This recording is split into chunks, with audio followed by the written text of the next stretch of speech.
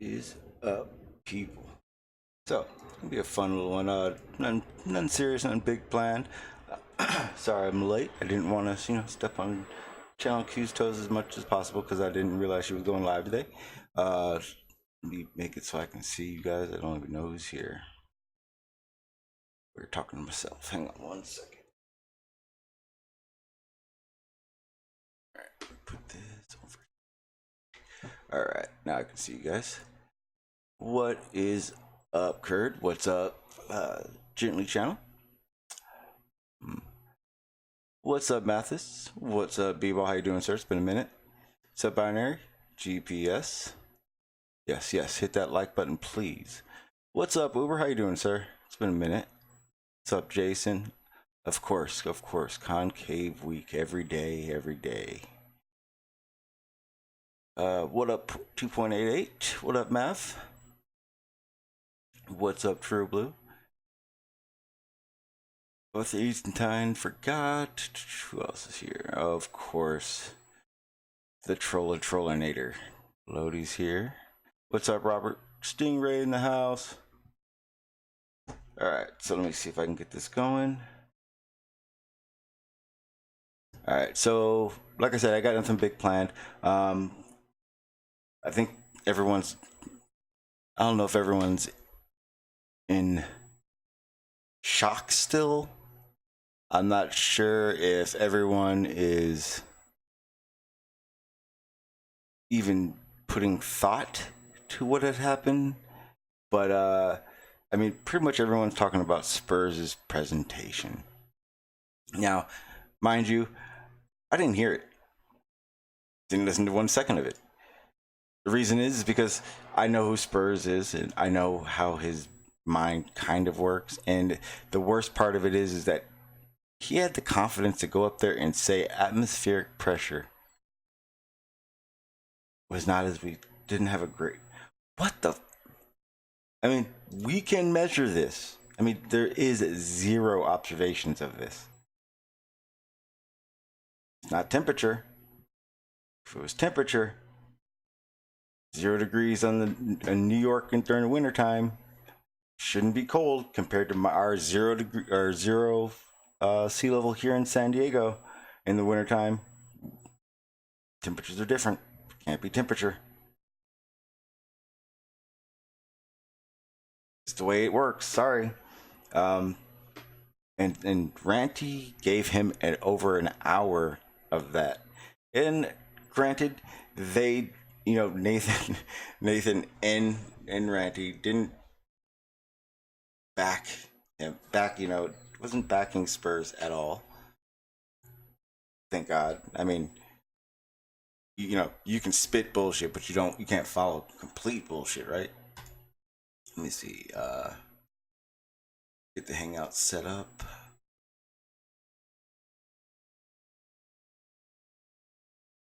There we go.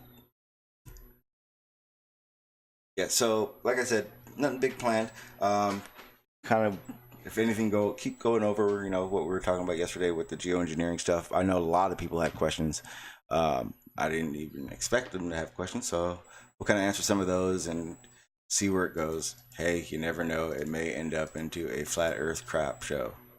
Oh boy. We'll see who gets here and see who doesn't get here, hopefully. Okay, so the Hangout's good to go. Go ahead and share the link with you guys. There you go. And I guess I'll put the Hangout out there and make it so they can hear you now before you get here. Might as well, right?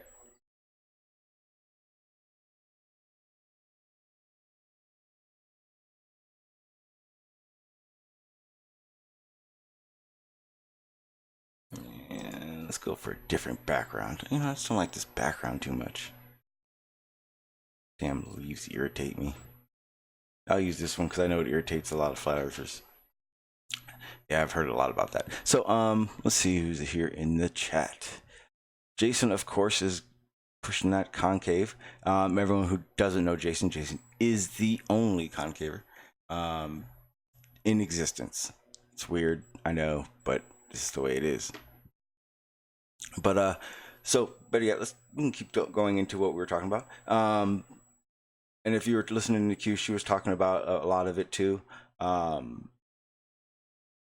lot of the things that I hear over there that I'm hearing from Q is correct, obviously. But the problem is that you can't look at the extreme of it and rationalize it. You have to $sign it, I guess you would say. It's kind of sickening, but that's how they work. You know, politicians and engineers that are not engineers, the industry leaders, the CEOs and everything.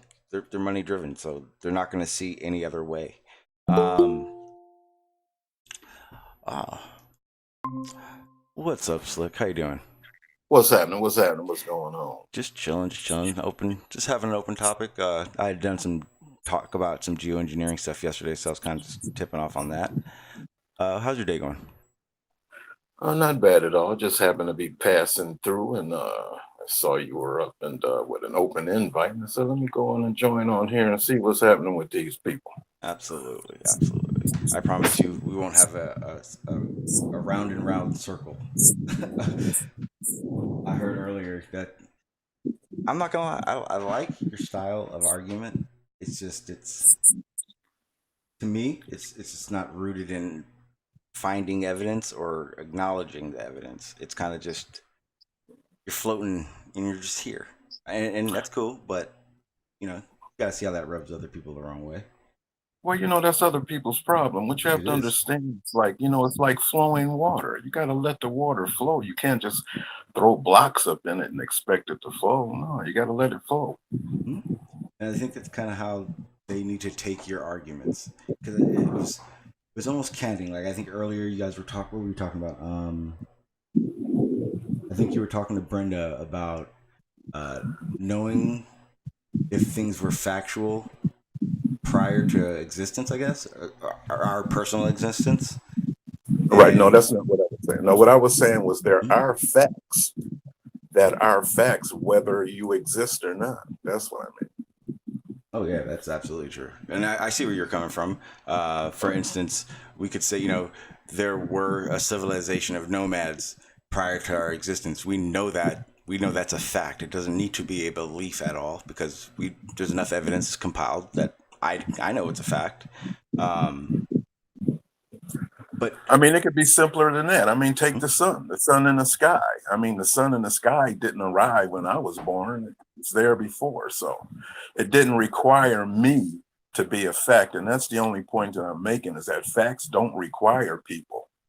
well, what about if it's part of your experience though? I mean, Well, that's the thing.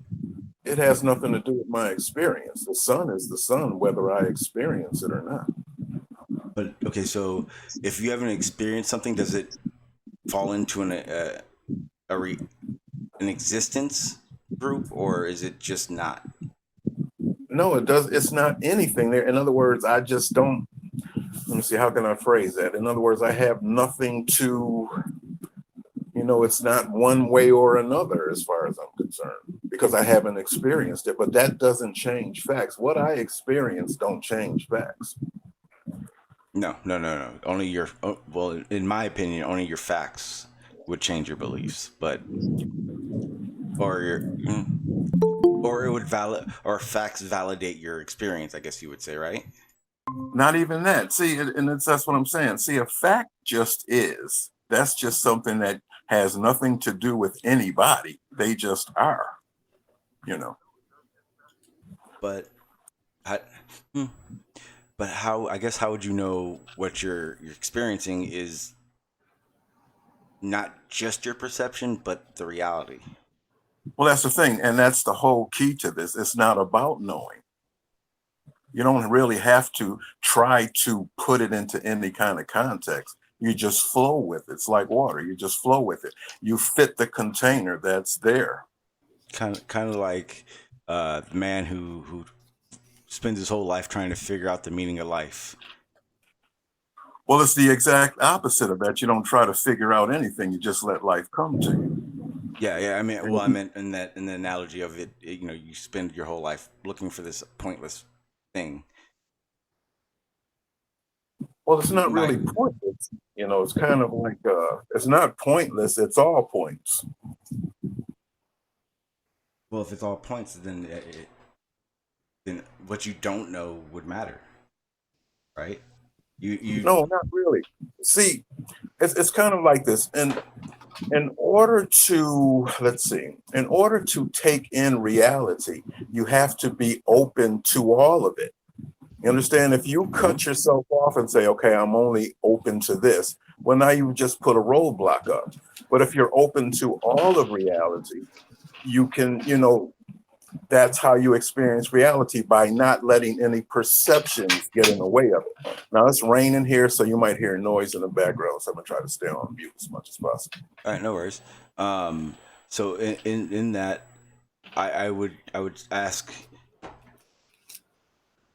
well, what happens when your experiences lead you to a fork in the road, so to speak, and knowing the right path to get to the solution that you're trying to figure out, because you have to, well, you don't have to, I mean, belief has nothing to do with it. You would have to verify the correct path, or be doomed for destiny trying to just pick every time. Right, I almost understand what you're saying, but there is no forks in the road of reality. Reality just is. There is no point that you come to where you have to take a choice of this reality or that reality. There's only one reality. Well, no, it's like if you're driving to work. If you turn left, you're going the wrong way. If you turn right, you're heading towards work. But if you turn left and then take two rights, you might be heading back in the right direction. It's how do you make those considerations based on knowledge? Yeah, like I said, that's kind of outside of the scope of what I'm talking about, because reality is the same in all directions. Whether you go left, right, it's the same. It doesn't matter. But you have an objective to get to work.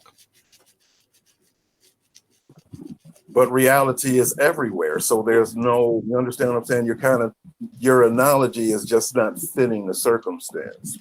Well, no, because what I've done is I've introduced an objective you're trying to meet, and that's where you need to make decisions to reach that objective. It's still in reality, but Well, you're yeah, trying to achieve an objective. So, and that's the problem I've always had with your philosophy, Slick, is how do you determine how to achieve an objective? I'm not trying to achieve an objective. That's the whole point. It's almost like he's experiencing the world for what it is. Is that kind of a way to address it? Yes, exactly. Yes, that's very, yeah, that explains it. It's an in the moment thing. Exactly. Future's not real. Past is not real. Experience is remembrance, and what is now is real. Figure it out, because I've heard the experience argument from Slick many times, and it almost came to the point where I realized when you talk to Slick about experiences, the word belief doesn't exist. It's as simple as that. He defines what our belief is as experiences, and verifying them through other experiences. Well, there is no verification in Slick's world, because reality is, and therefore there isn't a verification process. Well, there's different countries, like, so. I believe. Third world Sorry, country, I don't want to stall, man. Well, put it this way: third world country, their belief in a God to save them is going to be different from someone who lives in Beverly Hills. But it doesn't mean belief isn't the same thing. But at the same time, they may not even call it belief. They may call it something else. They don't think it's a belief. Slick doesn't think that life is a belief. It's built in experiences, quote unquote, beliefs, but they're not to him. It just doesn't exist to him. Everyone argues beliefs and convinces him he has beliefs. Beliefs doesn't exist. The word, the definition of that word doesn't exist. What it is, that may exist. Is it called belief? Nope, not even close. Not to Slick. And that's something. Yeah, I hear you, and I'm hearing where you're coming from. Reality, something either is or it isn't. It just doesn't get any simpler than that. It's almost like everyone else's perception isn't going to weigh your perception. So it is only your experiences that you're going to deal with. Well, no, I mean, according to what he's saying, and again, correct me if I'm wrong, Slicks, I don't like straw manning people. But according to what he's saying, knowing is immaterial. He doesn't care whether he's right or wrong because reality just is. So therefore, there is no inherent thought or mental process to actually do anything with the reality he's experiencing. Well, put it this way: you experience. Go ahead, Slick. My bad. I'm not going to try to speak for you. No. That's cool, and that's partially correct because the only time you get into what maybe isn't reality is when it comes to information. See, I also process information, and that's different than processing reality. See, reality just is, but information is just information. See, so there's two things going on there. But you don't care about what is not real because you've said that multiple times. If it's not real, you don't care. It's not important. It's trivial. It doesn't matter. Well, the thing is, so how can you process information? Because information, that's where I have a problem. It's your real. What you perceive to him isn't the same thing. Well, no, reality is, regardless who's perceiving it. Yeah, Slick will agree with that. I'm pretty damn sure. but it's your perception and experience that is explaining it to Slick. And I'm just trying to play devil's advocate, trying to think of how it works. I mean, it's defending the law of the excluded middle. Exactly. You said the law of what? The excluded middle. I'm sorry, say that slower. The law of the excluded middle, or the principle of the excluded middle. Where does that come from?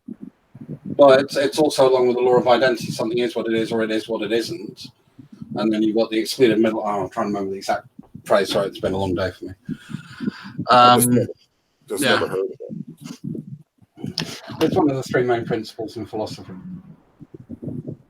You know, if you take Platonist philosophy specifically. Yeah, I don't take anybody's philosophy, actually. See, that's just information. You understand? Well, philosophy isn't the information, it's the think tank behind the information. Yeah, the law of the excluded middle is a proposition is either true or its negation is true, but you can't have anything else. So something is true or its negation is true. And that's kind of what you defend. The reason I say it's information because it's not mine. I didn't write it. So that's somebody else's information that they're stating. That doesn't mean that information isn't reality because they stated it. That's what I'm saying. Well, no, it's something that, as far as we know, is true wherever we look, however we, that there is no way that something is either true or it's not. So something is either true or its negation is true. Well, when you say true, I mean, is true the same thing as fact? That which comports to reality. Right, but I'm just trying to establish, is true the same as fact? No, true is that which comports to reality. Right, for me, I have no interest in true. I'm only interested in fact. Well, you're interested in reality, and truth is that which reflects reality. That it's that which is real. That's what truth is. Right, but if that's the case, then true and fact has to be the same thing, if that's the case. No, because you're going to have a fact you're wrong about. Right, so what you're saying is something can be true and not even exist, is what you're saying. In some ways, yeah. I mean, we can have truths that are immaterial truths, can't we? Well, I'm just saying that if you have a truth and it doesn't even exist, that's kind of weird. No, it still exists. Unless you're only concerned about concrete objects. No, see, I'm just talking about truth and fact. In other words, to me, there's a difference. And then you brought existence in, which is why I then said, do you only accept concrete objects in the universe? No, only whatever reality is. I'm not trying to put a limit on it. Whatever reality is, it is. I'm not saying there's no limit. So again, I'll state truth is that which comports to reality. Well, what is this need for the word truth? What is the point of it? Because a fact is a fact. What do you need the word truth for? Because facts aren't always right. Wait a minute, hold it. I see what he's saying. Facts and truth aren't even synonymous. Well, they're not. or in the argument It's not itself. that, but Because but they're not. because the truth can be anything I believe it to be, but the facts derive me to my truth. Right? So I'll give you a fact. So sometimes I'm wrong. That's a fact. Show me where that exists in reality.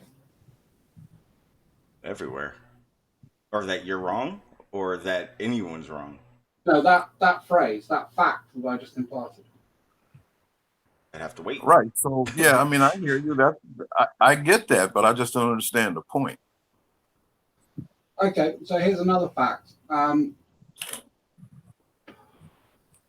It's a fact that Newton proposed laws of motion and velocity, and at the time was considered truth.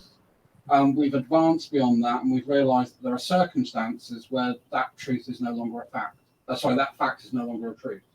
Right. Now, what you just stated to me was information.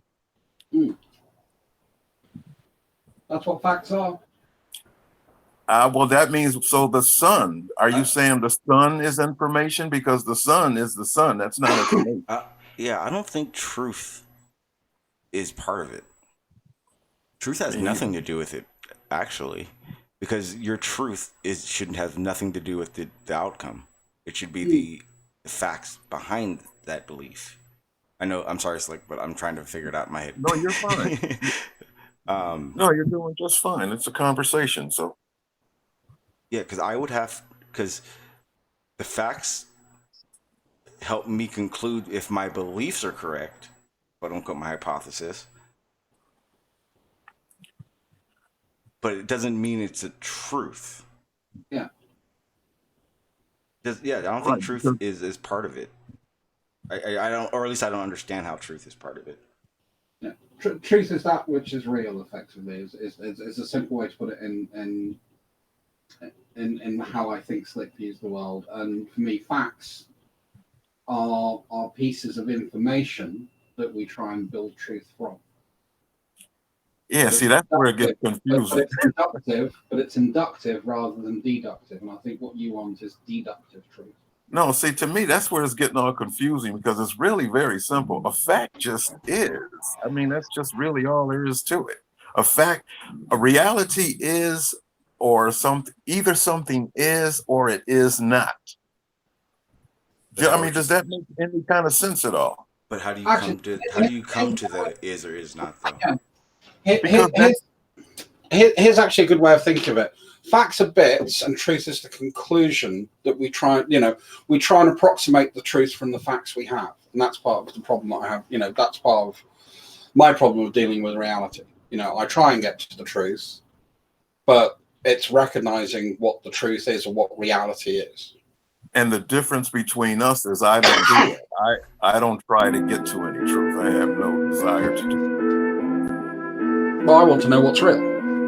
Oh, I hear you, but to me, I'm not concerned. I'm only concerned because reality it doesn't need me to understand it. It just doesn't. It's just like the sun and the moon and the stars. They don't need me. They're going to be themselves and do what they do with or without me. So how do you learn anything? What did I need? Why would I need to learn anything? What is the point of that? Did you learn to read and write? That's for information. Now you're talking information. See, there's I'm asking. Do you think it was valuable for you to learn to read and write? To understand information, sure. But that's information. That has nothing to do with reality. It helps you can understand it or help you better perceive. Right. No, what information will do is help me to get to my oil change and what paperwork I need to bring when I go. That's what information is. It's still reality. Okay, well, better yet, information. So, Slick, I assume I've seen your live streams. You work out, you eat correct, right? I mean, you would need the information of how to eat correct rather than living your whole life guessing, I guess. That's information. Oh, okay, yeah. You're not fighting against. Oh, yeah, you know what? You're right. You're not fighting against information. You're actually. No, not at all. I get it. I get it now. But you've used that information in the present to affect the reality that's coming in your future. No, you're getting mixed up with what reality is. Well, no, I mean, you know, I'm assuming, you know, if you work out, you take the time and the trouble to eat well, and, you know, I know you work out because I've seen the pictures. Nothing salacious, people. Don't get any thoughts like that. And, you know, you obviously care about your physique, you care about your health, because otherwise you wouldn't put the effort in. So if it, again, you know, you can make that decision that you want to experience eating a bucket of chicken every day, or eating ice cream every day, or eating McDonald's every day, you know, and not working out. Right, but everything that you just said is just information, because I could just be working out because I'm bored. Don't have anything else to do. See what I'm saying? See, so what you quantified it as is me trying to achieve some health thing, whereas in reality, it could be just that I'm bored. No, I asked you why. I asked you why you did it. Yeah, I would ask for, you know, or I would call them clues to figuring out the reality of why you're doing something. So I'd be like, you work out, do you eat correctly? And then I would deduce between those facts that you're doing it for a purpose, I guess. Well, here's the thing. It's really just this basic. In other words, I'm a person, I'm a human being. I have to do something.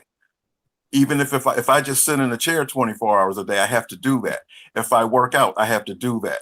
If I don't work out and I just go sit in the park and feed the pigeons, I have to do something. But you made the choice to do what you're doing, and that's what I'm interested in, the why of that choice. Right, but that why has nothing to do with reality. No, I'm still interested in the why. I mean, I wouldn't have asked the question. Right, but a better question would be, why not? I mean, that's just as valid of a question. Why not? No, I don't understand. You know, I mean, fair enough. If you say I don't want to talk about my personal life, cool. I'm happy, and I'll end it there. But you're not. For me, you're just evading a very, very direct question that I asked you. But because when I worked out, I didn't come up in my mind and say, okay, why am I doing it? I didn't really do all of that. I just went with it because I resonated with the idea of working out. I didn't really go through this big, long thought process and ask myself why. You went to the gym, you filled out the paperwork, you did your direct debit mandate, you know, all the things you need to do. You went and bought the clothes, you went and bought the trainers, you know, you made a choice on which trainers you liked because which ones made you more comfortable, which style you liked, you know, and then you go to the gym because, you know, you've got a nice gym outfit. So, you know, you've obviously spent some time thinking, you know, I like the colors I've chosen or whatever. There must have been some preferences that you had so you can't make decisions. Right, but I don't think you can make decisions without making choices. Right, but the point that I'm trying to make to you is that most of that is just automatic. It's not something that I'm really going through in my mind. It's just happening. It's just like when you like, if you like your favorite food, you have a favorite food that you like, and because of that, you will find yourself going to get that food. It doesn't take a rocket scientist and a lot of thought to do that. You're just resonating with something and you're just going with it because you're human. You have to do something with yourself. No, I make a shopping list and I have a budget that I shop against because I'm making sure that I have enough money to you know, last the month and keep my savings going and pay my bills, my maintenance, etc. I'm going to make those choices. You know, I try and eat reasonably well. Didn't tonight. Had a really bad set of Chinese food, which was awesome. But these are all choices that I make, and I have reasons for making those choices. You can't say that you have no reasons and you make no choices in life. I can't. It's called resonance. You know, I can't believe that you don't do that. You can call it resonance or whatever you want, but I don't know anybody that doesn't make choices. Yeah, I'm trying to tell you, it's called resonance. It's resonance. You resonate. You've never planned anything in your life. I'm not saying that. What I'm saying is that you resonate with things. Like the foods that you eat those foods because those foods resonate with you. If I did that, I'd never try anything new. Yeah, but you still, but trying, but the thing is, trust, trying something new may resonate with you. It may not. It's all about resonance. It's resonant frequency. What resonates with you and what doesn't. I think that's a bit of a dodge word, because I think there is Not more really. consideration. No, you Because just don't understand. I don't know anybody that doesn't put consideration into certain actions, that doesn't plan around certain actions. I didn't say I didn't. I never said that I didn't. Like I said, an So oil change. it's not, so it's not when I go to get an oil change, I have to plan that. That I'm not denying that. I have to plan it. It's not going to plan itself.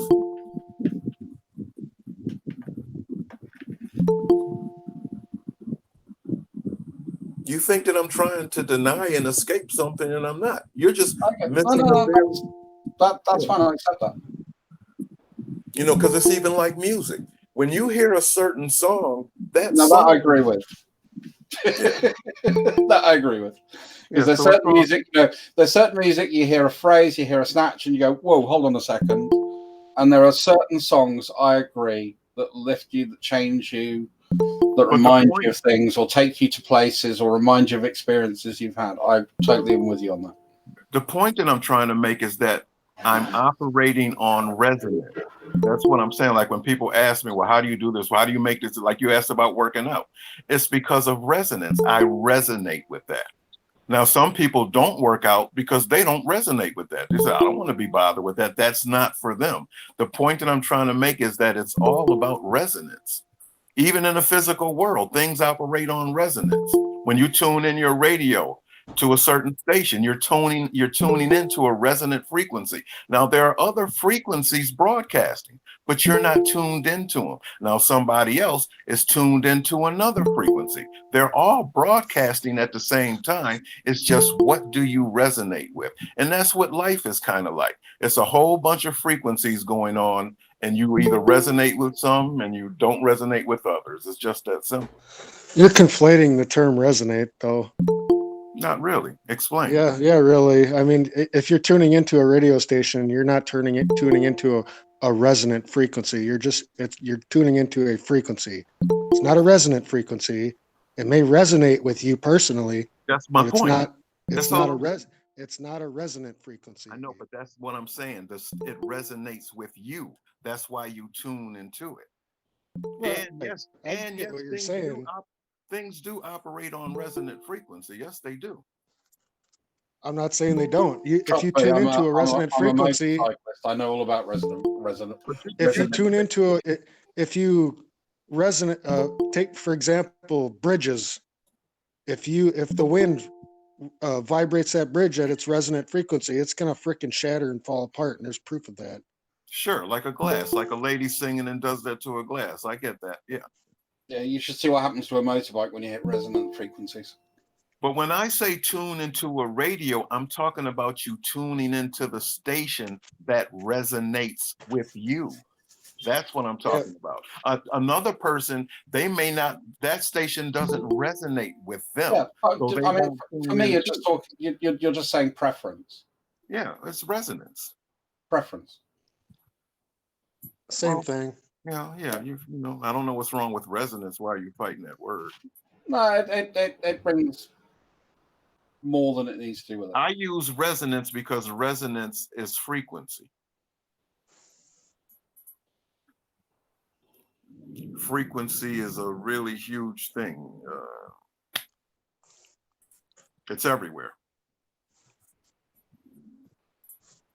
Yeah, it's in gravity. That's information. I mean, you know. Well, I guess see, because so I've been trying to figure it out, or not figure you out, but figure out how to have the conversation with it. It's from what I'm seeing, it's literally everyone else's experiences aren't going to weigh his options. His options are only going to be what he sees. And he doesn't want to believe in something to miscue what he experiences, I think. Yeah, in other words, I don't want to get in my own way. I want to stay out of the way.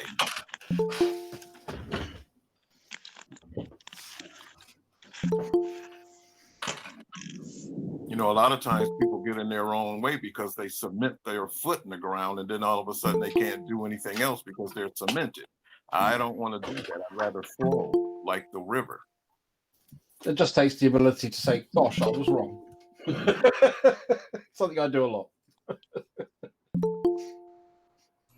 Not if you stay in this constant state. You don't have to admit that you were wrong because you never opinionated one way or another.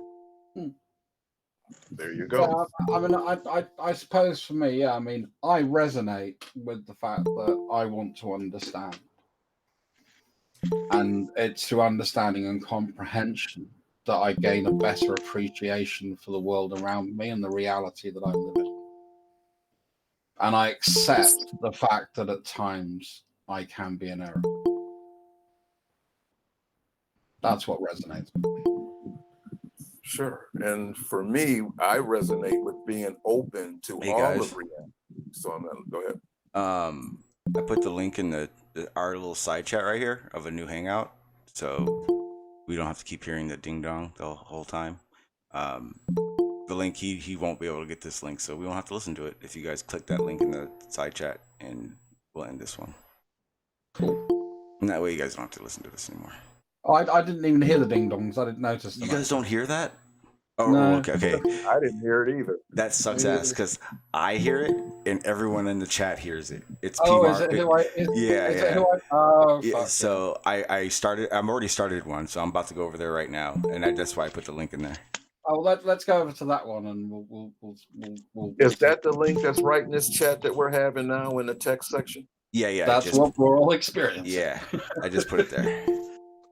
Cool. All right, I'll see you guys over there. Just, by the way, FYI, everybody, if you click on this link and it launches another meetup, you may not have any sound. So if you don't have any sound, refresh, it fixes the problem. Yes. Thank you.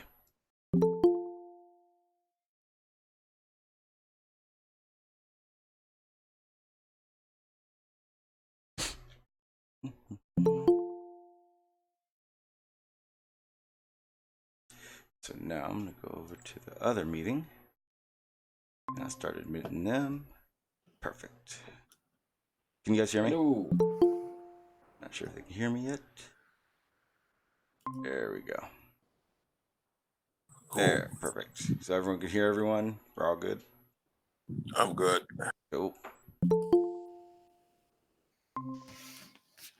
All right, so that's how you fix that problem. So Shawn, what were your views on Spokismo's there is no air pressure presentation? Based in zero reality? I thought it was very thought-provoking myself. Here's what I got to say to that. I mean, not referring to Slick James, but referring to his experiment. Go in a vacuum chamber and demonstrate a vacuum. Can't happen unless for some reason you can create a vacuum in a container that is less than the vacuum that you're in. Well, it's actually easier than that. Go outside, measure the atmospheric pressure, go 2,000 feet up and measure it again. Pressure gradient. And you know that he got going underwater wrong. Yeah, that's because they don't understand where the pressure is derived from. Again, no, he got 33 guys, feet. you got to remember, Sorry. I've listened to Chemo so many times that when he does stuff like that, I don't even entertain it. I have no idea what his argument is. I just know it's wrong. I kind of understood where he was coming from. Okay, but are you understand? Is it as a get you to think, or as in the facts? No, in other words, just information-wise. In other words, I understood the information. Now, what Spurs was saying was this. Let's just say that you were never told that you were under 14.7 PSI at sea level. You never heard of such a thing. Well, then what would you guess the atmospheric pressure would be? You wouldn't guess it. You would have to be, someone would have to explain that there is an atmosphere. Right, but I'm just saying that it's zero, obviously. That's my point. See, that's what I'm saying right there. That's the point that Spurs is trying to make. That's the information that I'm picking up.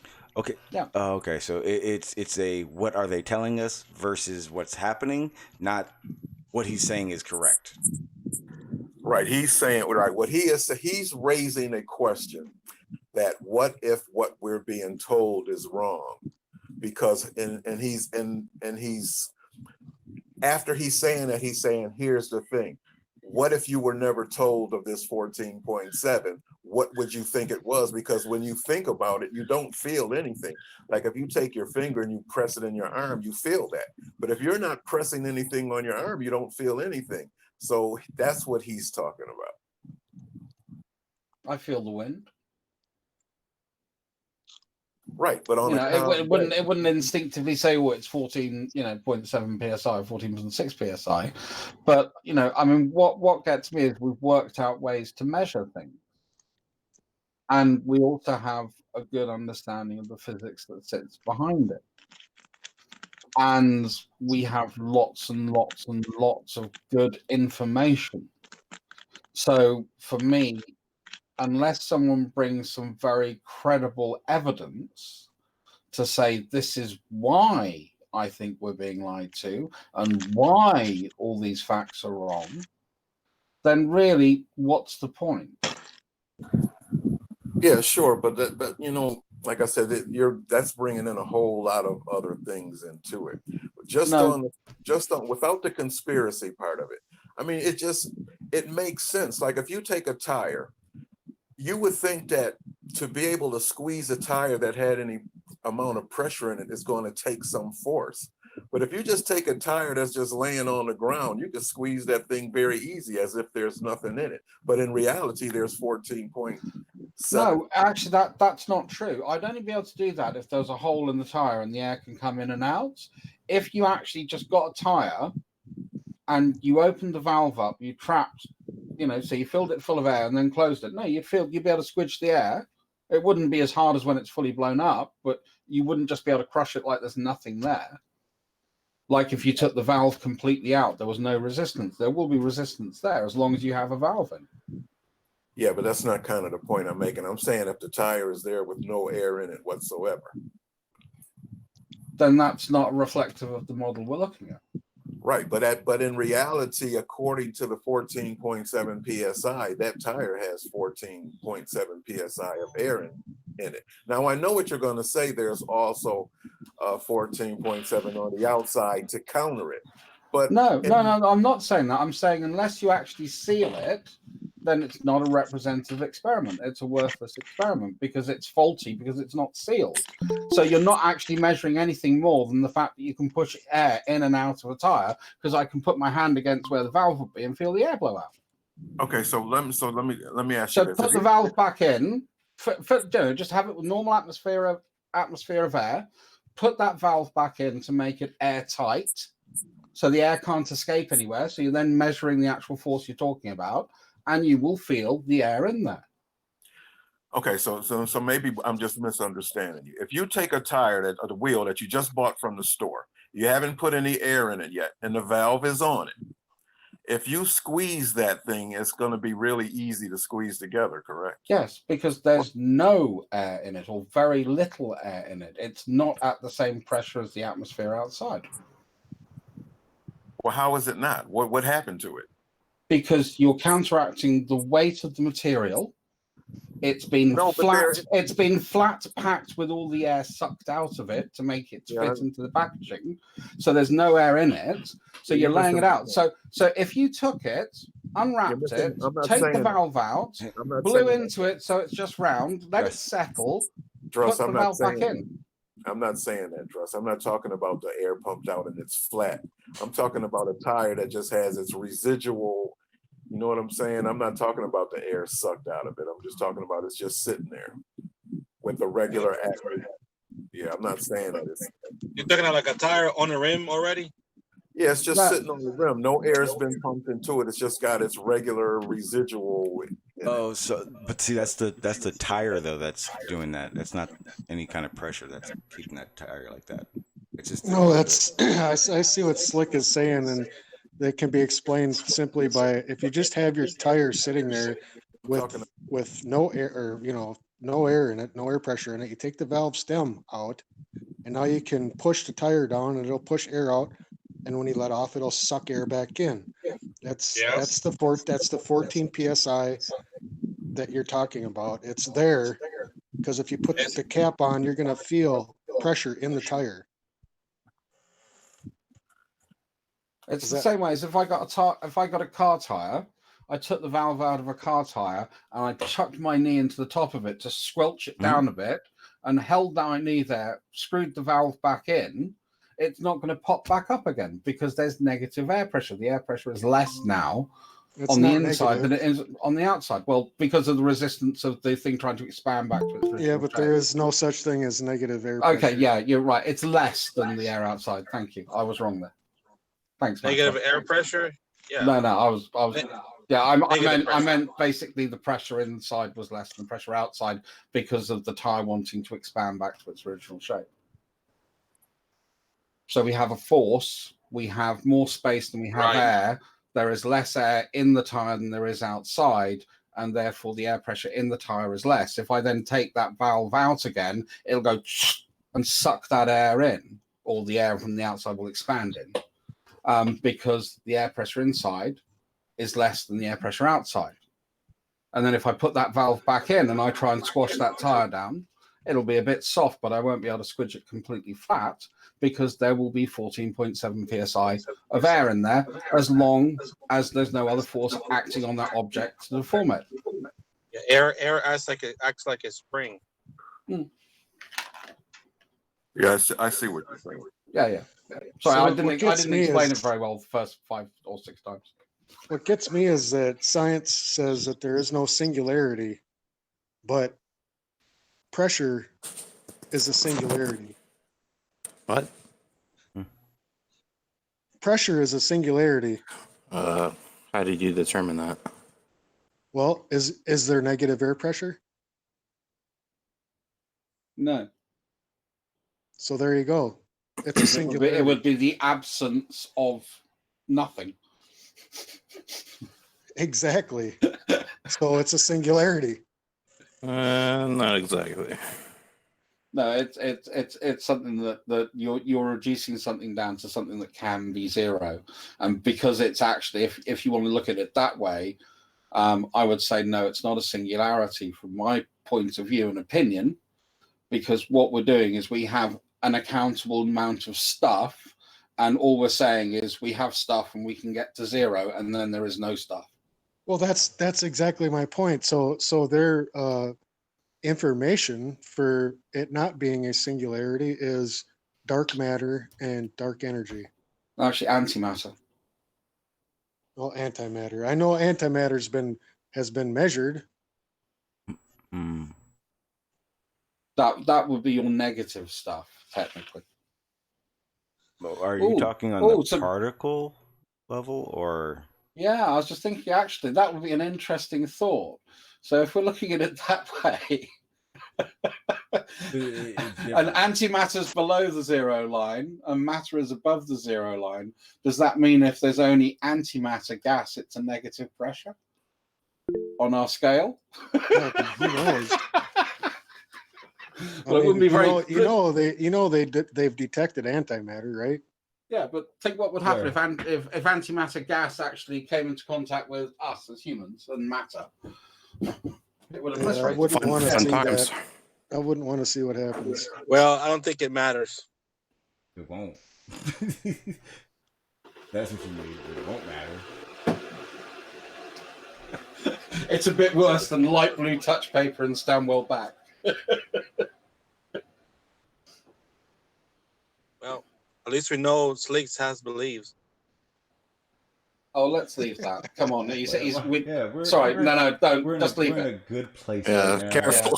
Careful with that. No, I just come on. Slick has been awesome in this hangout, and I appreciate that. Well, so do I. I was just stating a fact. Oh, yeah, it's true. Just information. He must be getting something to drink.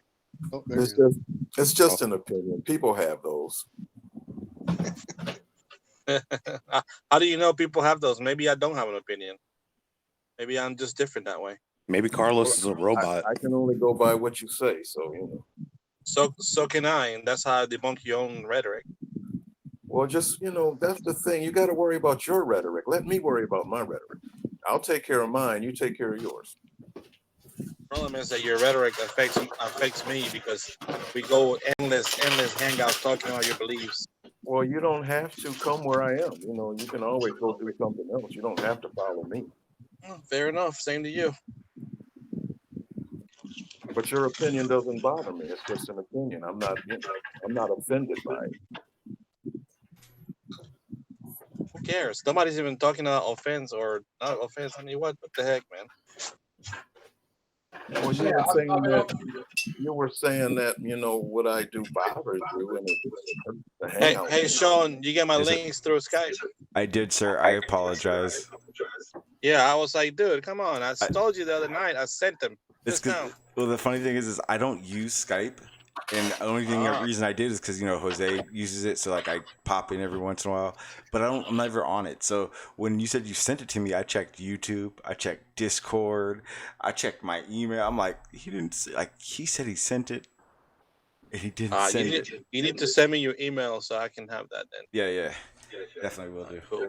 But I would use YouTube to message you until I get your email. Okay, yeah, definitely. Excellent. I'll send it to there. And Big Blue, I sent the link to you in Discord. I mean, I know how some people only like to be around echo chambers, so I can see how I can be offensive. No, that's not what it is. Like, I just feel like we put too much time into the circle of beliefs and experience. Well, that's just my opinion. Well, Carlos, that's why. Oh, go ahead. I thought it was like. The one thing that I've noticed that isn't being distinguished is the fact that there is a difference between an information-based conversation and a philosophical conversation, and I don't think anyone's distinguishing that when they're talking to Slick, because Slick's not here to prove either way at all. Like, he doesn't care. In my opinion, I don't want to talk for you, Slick. Yeah, I think it just turned into a philosophical thing, and I just think we're putting too much time into that, and we can actually be talking about physical things, observations, or things that people are doing in this physical world in regards to the shape of the earth. Yeah. But why, Carlos? No, hold on, Carlos. Out of curiosity, why do you think that this is about philosophy? This has nothing to do. Beliefs and facts have nothing to do with philosophy. That's reality. Where are you getting philosophy from? That's where you come up with all this. No.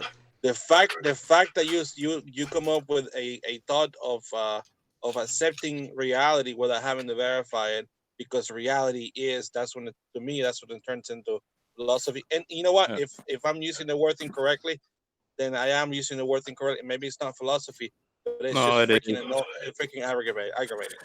No, it's cool. But what you're doing is you're just kind of mixing up two different things. That's all that is. Kind of like when you use the word belief in the wrong way and claim that you don't have beliefs. Yeah, the same way. Well, maybe you just don't understand, Carlos. You have to understand. You don't. There's some things that are gonna go over your head sometimes. You just got to accept that. What you are stating, if you were in a philosophical hangout, what you are stating is what is called your foundational set of beliefs. Yes. You're articulating the foundation of your worldview as you see it. Whoa! Beliefs. If you're gonna accept reality, you're gonna accept that you have beliefs. No, it doesn't matter. It doesn't. I agree. I'm not accusing him of having them. I'm just explaining from a philosophical perspective what he is doing. Yeah, I'm not trying to give him an attribute. I'm merely describing it from a philosophical perspective. I appreciate that, but that's not really necessary. When I'm in these hangouts, it has nothing to do with philosophy. It's all about facts. That's not philosophy. I'm here to talk about facts. But Slick, don't you have to verify facts to know that they're facts? Well, do you or do you not? Answer the question. Well, like, wait a minute, am I on trial or something? What are you talking to? No, I'm just saying because you're really good at avoiding questions. Right, I'm not you're really avoiding anything. Hold on, I'm not on trial here, guys. We're having a conversation. Back up. Just back up. Carlos is Judge Judy. No, take 2 steps back, dude. Slick's good. He's good. He's actually. Thank you, Slick. I'm happy that you've maintained. Again, Carl, like you got to remember. But I think it's a valid question. It absolutely is. It is. I was just wanting to remind him that the same way a flat earther has that different mindset of how something works. You gotta remember, belief does not exist to him, and that doesn't. You don't have to have beliefs to live in this world and even know what reality is, if it does not exist to you. Yeah, but I think Carlos's frustration is he wants to talk about the information and discuss that, whereas Slick really wants to talk about the nature of facts. Yeah. Well, here's the thing: Slick is more than entitled to do so. The problem exactly. is, he's not. Oh yeah. I'm just kind of laying out how I feel about it. The issue that I have with what he says is the facts part. He can't know their facts unless he's verified them. Yeah, that's but what I was trying to point out. the mere You're someone's. I think you're echoing. I will put myself on mute to see if I'm the person. Go ahead and talk, Max. It's probably me. Nope, I don't hear it now. I've taken myself off mute to see if I was the problem. Who has speakers and is listening? Carlos has. Carlos. Yeah, it's me. See, the thing is if you're gonna acknowledge reality, that in itself is a belief. So for you to say that you don't have a belief and say that you have a reality is a fallacy. But the thing is, listen, why just not why worry about what I have or not? Why even take yourself through that? Don't even worry about it. Just worry about what you have. Because you're just making something that's not possible. You're making a mistake of worrying about me too much. Just focus on yourself. I'll take care of me. You don't have to worry about me. Let me do that. When did I direct that at you? No, I didn't say Slick believed that. I didn't mention any names. I just said, worry about you. Let me worry about me. If that was you, then I'm talking to you. If not, I'm not talking to you. Yeah, let's move on, please. As I say, I'm getting a bit bored of talking about the nature of facts and the ontology of things. Good morning, party people. I'd much prefer to move on to the epistemology of the evidence at hand and actually what's going on. Let's talk about evidence at hand. Let's talk about some evidence at hand. Let's talk about some Big Bang evidence. Now, according to the we don't want you just to direct the conversation completely after we're trying to get away from it. My fault. We actually want to move on to something that's not talking about the nature of shit at the deepest level. What we accept that reality is real. We accept people have beliefs. We accept photographic evidence. We accept material. We have to talk about something. Instrumentation. But we have to talk about something. Russ, I moved on from that, guy. What is your problem, dude? We gotta talk about something, dude. I mean, you just said we can't talk about anything. What do I do? We had Jay and Truth on my show last night, and we all actually agreed on something with him. What, he's a midget? Yeah. I would Blair Witch Project was the worst fucking movie ever. Oh, yeah. Oh, well. Who's a midget? I'll Jay have Truth. to take your word, as I've never seen it. Everybody was breaking up and all that. Yeah. Yeah, it is the worst movie ever. I actually kind of want to talk about the Big Bang. I have questions about it.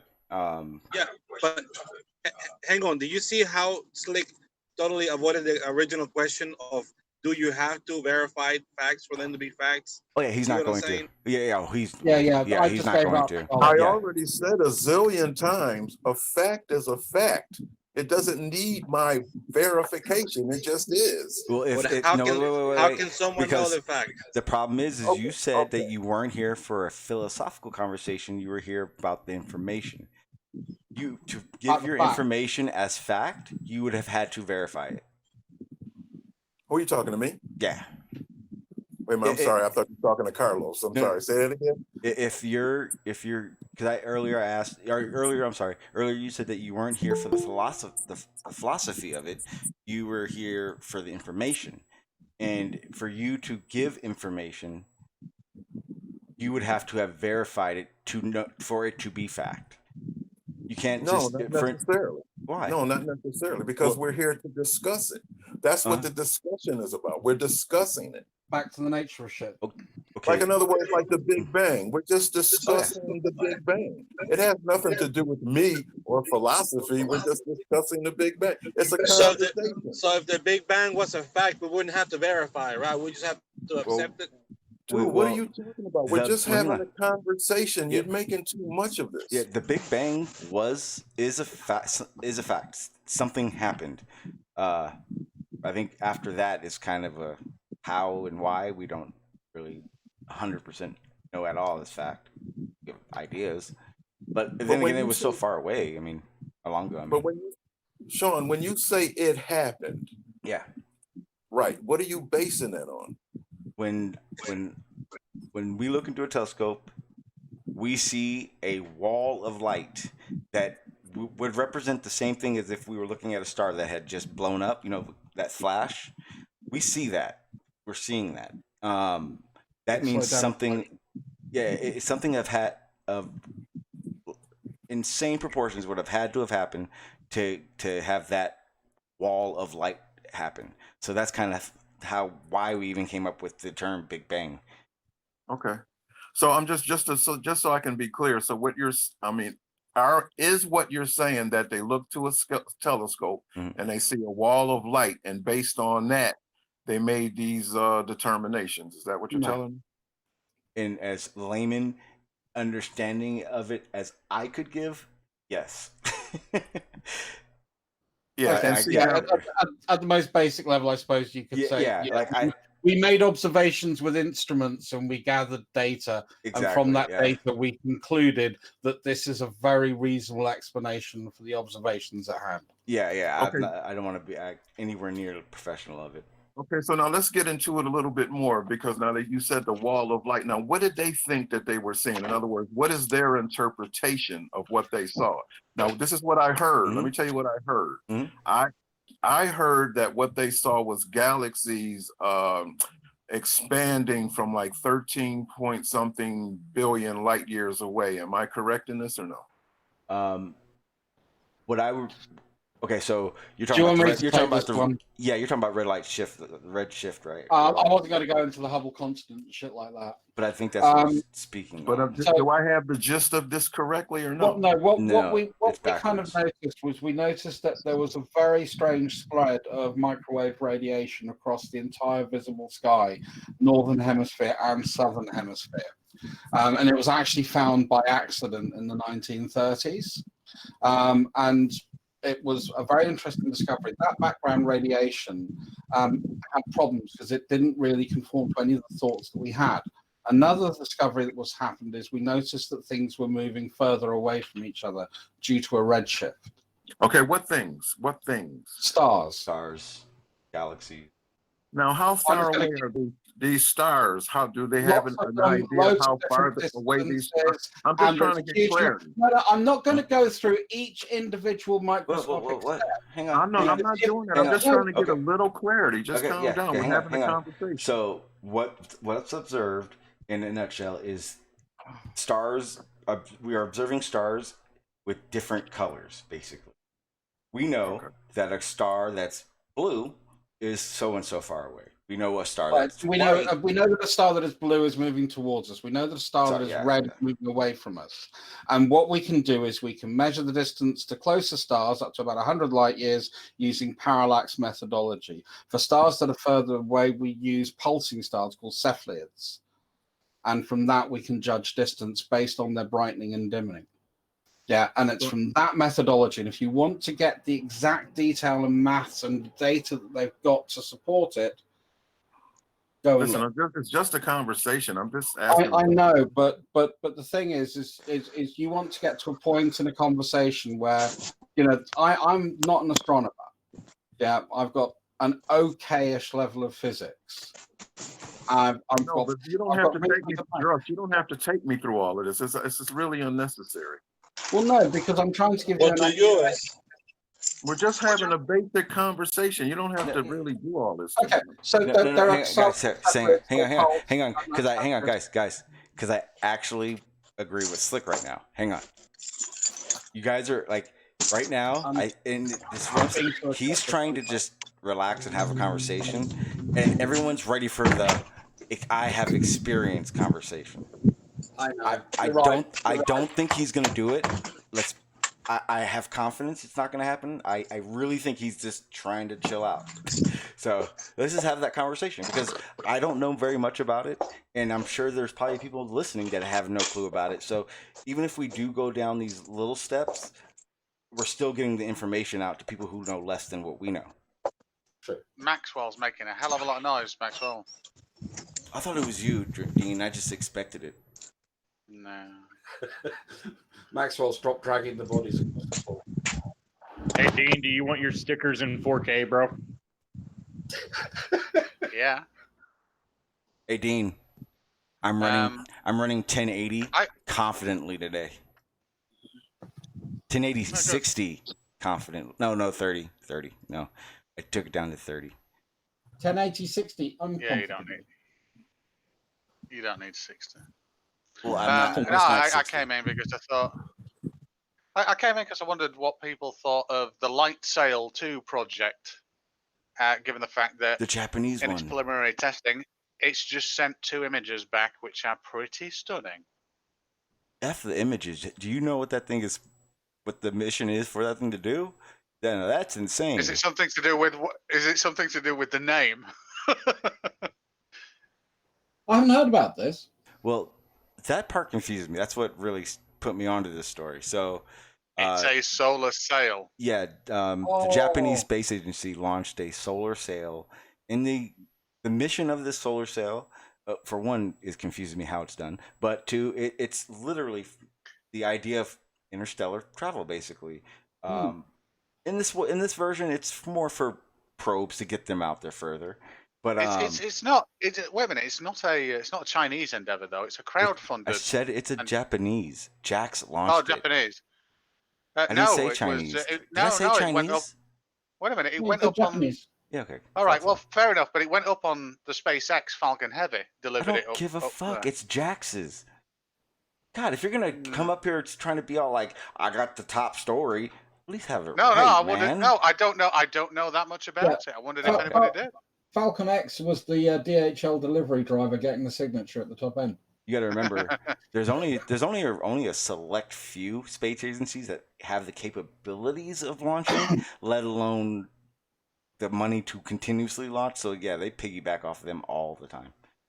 Yeah. No, I just from my reading, Sean, Japanese was never mentioned. All I knew was it was a crowd-funded or partial crowd-funded endeavor. You probably saw Jax and just didn't put 2 and 7 together. I hope it's not sponsored by Terrorism on the sale. But what it's planning to do is basically catch as many gravitational fields as it can and slingshot to the next one and just continuously do this. And here's the part that confuses me. It's not solar as in the sun's rays power it and it goes. The sun's rays push it. Yeah, it's the solar wind. It's the iron particles from the sun that push it. Okay, so then it's not the light rays that push it, because they when they're talking about it, they say the light rays, and it can't be light rays because light doesn't have matter. No, I know, but light has force though. Yeah, and it's the charged particles. Yeah. Wait. Okay, so it psychs the particles that do push it. I'm not honestly sure, and you're making me doubt myself now. Wait a minute. Thank you, Logan. I'm gonna post two links in the YouTube chat, and these were the 2 images that it just sent back recently. And the last one I thought was pretty special. Mexico. What? I wasn't paying attention. I was looking at something much more important. No, I'm just saying the two images that it's taken. Where did you post it? Oh, sorry, Oh, the YouTube. YouTube chat. I'll I'm post it not then. watching the YouTube because then I You want to share it, Dean? Or you just dress? I'm sorry, you've got to actually press You that can. right button again and press paste once more. Shawn, there's your geoengineering right there, buddy. That's right. Well, it's not the well, it's the crux of it. Yeah.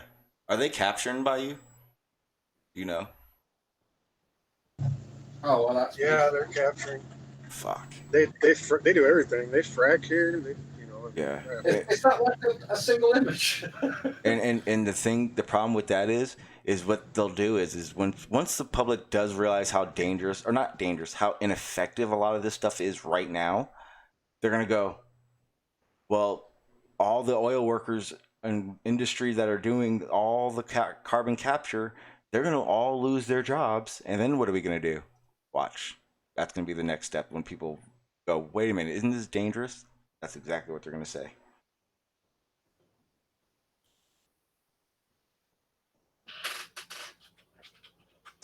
Thank you, Bjorn. He says, oh, okay. He says, damn, Shawn, every time you're online, I'm on my way to bed. It always ends up being, see, that's what I'm going to start probably going on like an hour after Jose. I'm going to see how that goes for a little bit. I think that'd be a little bit early. You need to run like 6-7 hour streams like I do. No, see, the problem with that, people don't watch 6 hour streams like that. Because then they never catch up. We had an average of 28 people watching last night, and we had JM Truth TV on last night. I can't stand that guy. I feel like he'd drive my shit down. I would never have JM Truth or Nathan on my shit. Like, I learned my lesson. Like, I had one conversation with him. He'd been here one time, and they're both idiots. I won't even entertain them. They are he came in and he called Shawn Hawkins out on the stolen valor video that Shawn made. They had a heated discussion. JM showed his DD214s on my channel, and then he hung out for about an hour and a half, 2 hours, and we had a very nice conversation with him. It was weird. Stalking you guys. He's planning something. He's evil. Well, I don't. I'm gonna tell you right now. He don't think it's flat. He said that last night on my channel that he's not claiming it's flat or spherical. He's looking for proof, and there's no evidence of a globe. That's pretty much what he said last night. Yeah, and that's what you're hearing mostly now. Riley, a majority of flat earthers, quote unquote flat earthers, if you ask them now in a conversation like on a panel, they'll say that they're not flat earthers. Yeah, because flat Earth is going away. There's no evidence behind it. People are starting to wake up. They don't know what to do. They can't just leave, they think. Why not? Once you form an understanding of something, it's okay to leave. Yeah. Yeah, keep that in mind about the globe. It's okay to leave, but you don't have to be like hell bent on staying with it. But see, look, you got to remember, I tried to understand the flat Earth. I was a flat Earth. I tried. I did my best. I racked my brains. If you saw how many notes I had from flat Earth to net, I did try.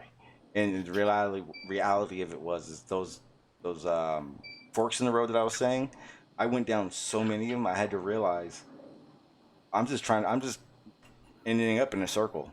I'm not gaining any ground with flat Earth. I couldn't figure anything out. It's hard for me not to be, because every time I try to ask questions and understand this heliocentric thing, people get all triggered. So it's hard for me not to be one, because I can never get a straight answer. And I agree and I disagree with you. I think at some points you do it on purpose, but I don't think you did it today, whereas everyone assumes you're going to do your experience game, and they just jump at you. You're right. That is an issue because, like I said, I felt today you have done nothing but want to just not do the back and forth game. Just talk, and everyone kind of was like, "Slick's here. Let's roll. Let's fight." And both sides do it, and I think that's why we don't ever really get anywhere when we want to get somewhere in this conversation. I've always felt that in what the group I was with we called builds. They don't have to be all about you're right, I'm wrong, or you're wrong, I'm right. They don't have to be built on the stepping blocks of facts. But you can always derive how people think and how things could have been and how people could have gotten to a conclusion based on what we call builds, where you just free flow. It doesn't, like you're sitting in a bar and at the end of that night, someone had a fucking epiphany. Oh shit! That's ended up what happened with builds. We were doing that just a little while ago, and then the yeah. whole thing got off the rails, and it's turned into chit chat. That's kind of what I was. Yeah. I mean, I agree with you. I think that's what happened. But I mean, you're preconditioned. We're preconditioned to it now. I mean, it's one of those things where if we all notice we're doing it, then we all can stop doing it, right? I mean, I was trying to get some understanding about this red shift and stars and stuff. The next thing I know, it turned into chit chat. Yeah, I mean, but again, it's both sides making each other condition themselves for that. Everyone's always ready for that. Ready, if Sleeping Warrior came in here, you don't think I'm ready to snap? You know what I mean? Everyone comes into a panel ready for something. Yeah.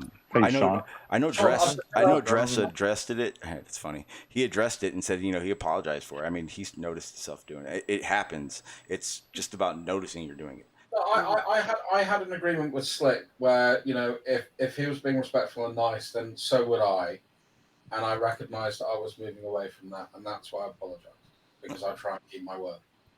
Well, thank you for doing that. I mean, And I've got a quick point of correction that I have to do. You won't believe this, but there were 2 satellites launched. One was a Japanese probe called Icarus, which has got a light sail and it's going to Venus. And then there's Light Sail 1, which is the one that Dean's talking about, which is a crowdfunded, launched by the American Planetary Society. Right, and that's why I joined, because I wanted to say something about that. Oh shit! I'm sorry, Cliff. No big deal. I don't know much about it, so Cliff, continue on. But Cliff, me and you, buddy, we got to do a hangout, and we're gonna talk geoengineering because. Like I said, I've been saying, I think it was 2-3 days ago you were on my panel, and I said something, and you made a comment about it, and it just made me feel like you just don't think it's possible, and kind of got me heated. No, I don't. But no, I'm more than happy to do a hangout with you. I think you'll find probably that we agree more than we disagree. Okay, because it was at the very end of the hangout, and it was like, did I just hear what? And I didn't know. So there's. I come with a lot of nuance, I think, sometimes, and people misunderstand me. But no, I'm more than happy to. I'd be thrilled to do a hangout with you. Well, what I'm going to do, because I know I was trying to do the talk I had yesterday with Blue, but he actually messaged me earlier in the day saying he wouldn't be able to make it. But I want to get, you, Blue, Dr. Bob, and a couple other guys I want to get on the panel and just have that conversation. Definitely Barney, where it's it's just a conversation in depth about it. Because I definitely want to talk to you about it because you spend most of your life on the fucking ocean. It's kind of where my biggest issue is when it comes to geoengineering, and and as far as I know, I couldn't think of anything you would have done that you couldn't talk about. So it's not an off-topic subject, I don't think. Yeah, no, give me a date and time and a few days notice, and I will be there. I can only give you 48 hours. I'm just kidding. Just kidding. Geez, no, we'll figure it out. Because I've been doing bits and pieces of everything, but I would like that conversation to be like a combination of all that. Hey, Blue, the link is in Discord. I don't want to put it out in there. We already had a PMARS experience, and I figured out how to fix it, and it's worked so far. We're PMARS proof. We're PMARS proof. No. We're PMARS proof. But the I'm really sorry. That was so childish. But it was well worth it. Wait a minute, Dress. Why are you apologizing for this little girl that just spoke up?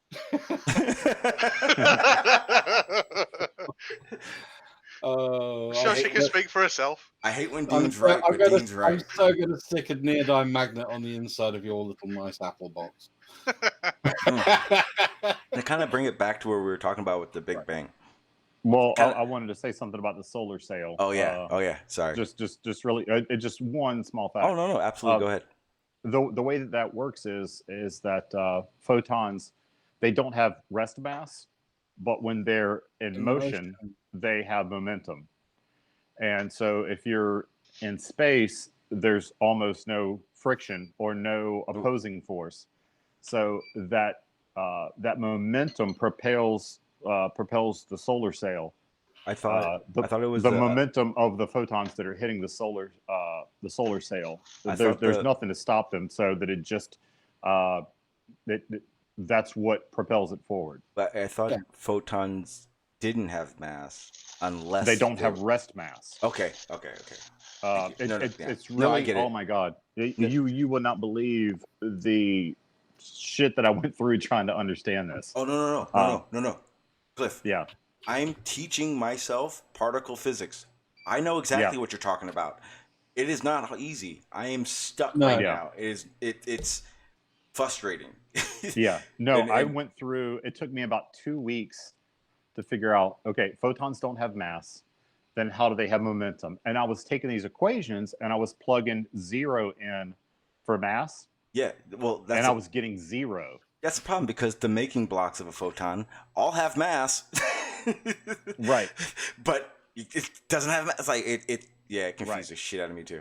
I was like, how do you come up with an equation? Like, how do you solve something like that? Right. It was I was the way it's a funny story.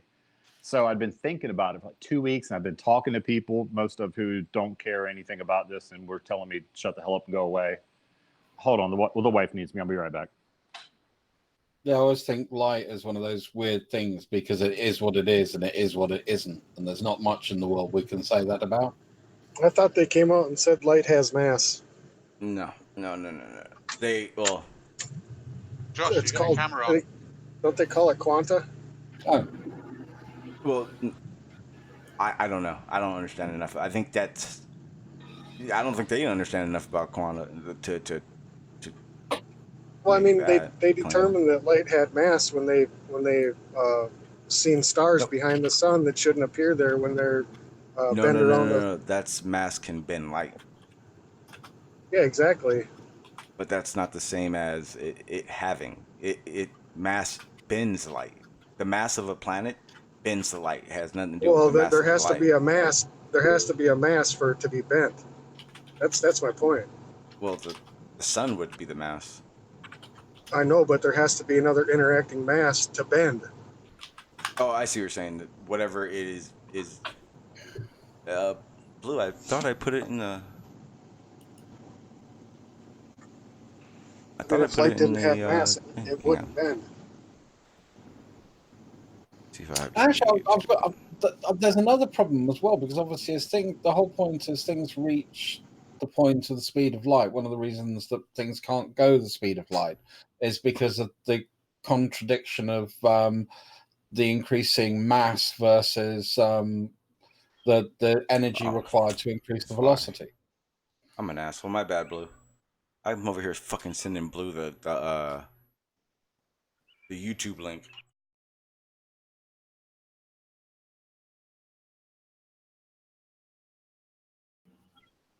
I apologize, Blue. Your beard.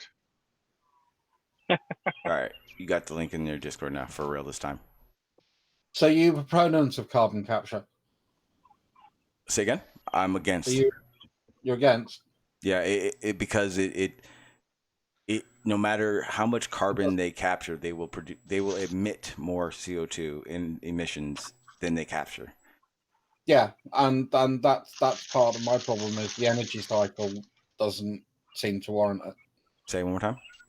The energy required to actually fix the problem of creating that kind of level of carbon sink.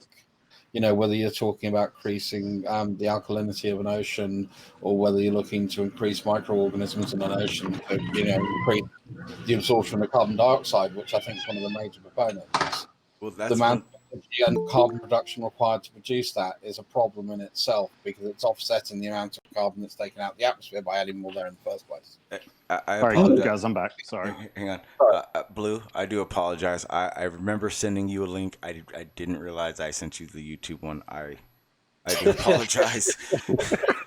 Yeah, You just sit out there and watch us. Because I'm watching the chat and Blue's like, link. And I'm like, okay, cool. So I went over, sent the link over to Discord. And I'm like, Blue, links in Discord. And then like I've seen him say it twice now. I'm like, I told him. I just went and looked, and I'm staring at my YouTube link. I'm like, oh. Yeah, kind of like when I sent you the links and you said links, please. Yeah, I understand. I need one place. Blue can probably answer this too.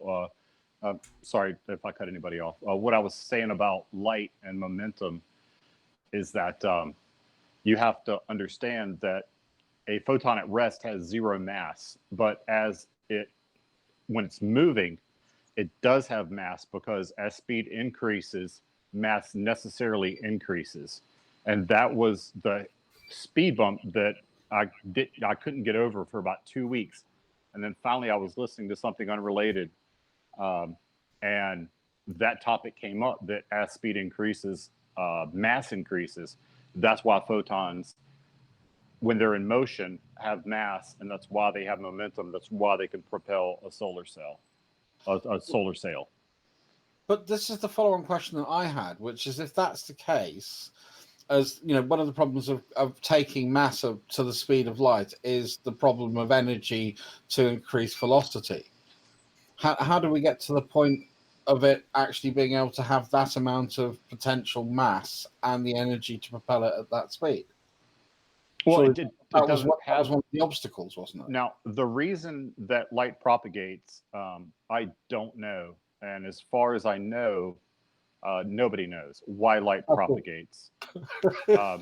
I think that's one of the conundrums that science is still trying to get over. Correct me, anybody, if I'm wrong. I don't think that anybody quite knows why light propagates, but we know that.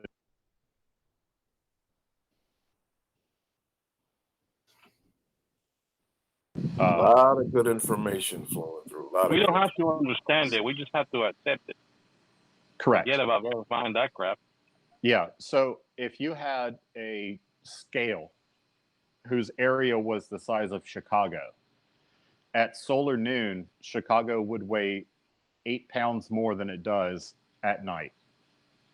I have not verified this, but that's my understanding, is that light, it doesn't have a whole shitload of momentum based on, what I just said, because Chicago is big as fuck. But there is a less than negligible amount of momentum that it has, and that's why solar sails work. Yeah, I mean, I can understand the imparting momentum thing. Cool. And then I also, when I started off that conversation, I got mixed up with ion drives, because ion drives was all about positive particles ejecting and slowly increasing the speed, minimum fuel usage. But yeah, it's all a bit beyond. You know too much for your own good. That's what it is. Hell, we got people can't figure out air pressure. I'm not too worried about how much pressure light makes. That was super painful last night listening to that. Did anybody hear me get schooled today? Did you? No. Did you get schooled today? Yeah, someone was going to explain to me how a computer works, because I don't understand it. Oh, that was the MEMS accelerometer guy. Tom. Yeah. Good name. Yeah, I did hear that. He named himself after a satellite system, and satellite says navigation. Satellites aren't real. Yeah, I think he's a Poe as well as Spurs. But I do want an invite when he gets his Nobel Prize. That would be pretty cool to be able to go there and watch that. Because he did change science last night. Well, Chris Berry was trying to maintain that a MEMS accelerometer works on the basis of, guess what? Relative density. Oh, I heard that too, yeah. You need a reference. The reference is gravity. That's how the MEMS work. I don't think he knows what a capacitor is. No, he doesn't. The funny thing is, and what I wanted to try to explain to him is if you take that same accelerometer and turn it normal to gravity, you can still measure acceleration with it. And in that direction, density is the same on the comb, on both sides of the comb. Yeah, everything Chris Berry knows about a capacitor he learned from Back to the Future. Well, yeah, no, that capacitor thing was because someone was telling me that it's a computerized chip, when no, that's not what it is. It's a fucking sensor. It has no computational ability whatever It's mechanical. whatsoever, yeah. It's a mechanical thing that produces changes in electricity that are interpreted. Oh, yeah, no, yeah. So the DSP that's coupled to that, a very primitive DSP, will actually read those inputs, and that is your computational chip. But the sensor itself has no ability to fucking process anything. So nope. I found that really I found him really interesting because I think he is a good example of an extreme, not an extreme, but an individual that is just looking for confirmation bias, and anything that isn't, he'll just disregard or ignore, or not even want to make an effort to understand. Kind of like explaining the sun dogs by looking at the light bouncing inside of a coffee mug. Like, oh, look. I asked him in the chat what capacitance was, and after he Googled it, he correctly said stores charge. Okay. Pretty good. Yeah, hey, can somebody do me a favor and wake me when this is over, if you don't mind? Just anybody. Oh, go ahead and sleep. Just go ahead and sleep. Sorry. Nobody cares, Click. Nobody cares about your rhetoric. Here, you can wake up to this next shit. I'm still trying to wait for the answer on shift. We were talking about red shift and blue shift. Maxwell, what the heck, dude? Careful, buddy. Rest in peace, Maxwell. Wow. Yeah, Maxwell. I think he's okay as long as he doesn't go left or right. I mean, it's suicide. Pay attention to the road or the track or the dirt or the field, whichever it is. I live in the middle of nowhere. I can run into the ditch, and the only thing I got to worry about is a barbed wire fence. Well, and the response time of an ambulance and cell phone reception, I take it as well. So do be careful. It's okay. Yeah. It was only a flesh wound. Post your approximate location in the chat in case we have to call 911 for you. I don't know my longitude and latitude. Somewhere on Globe Earth. Yeah, you're not using Loran properly then, are you? Uh-oh. Oh.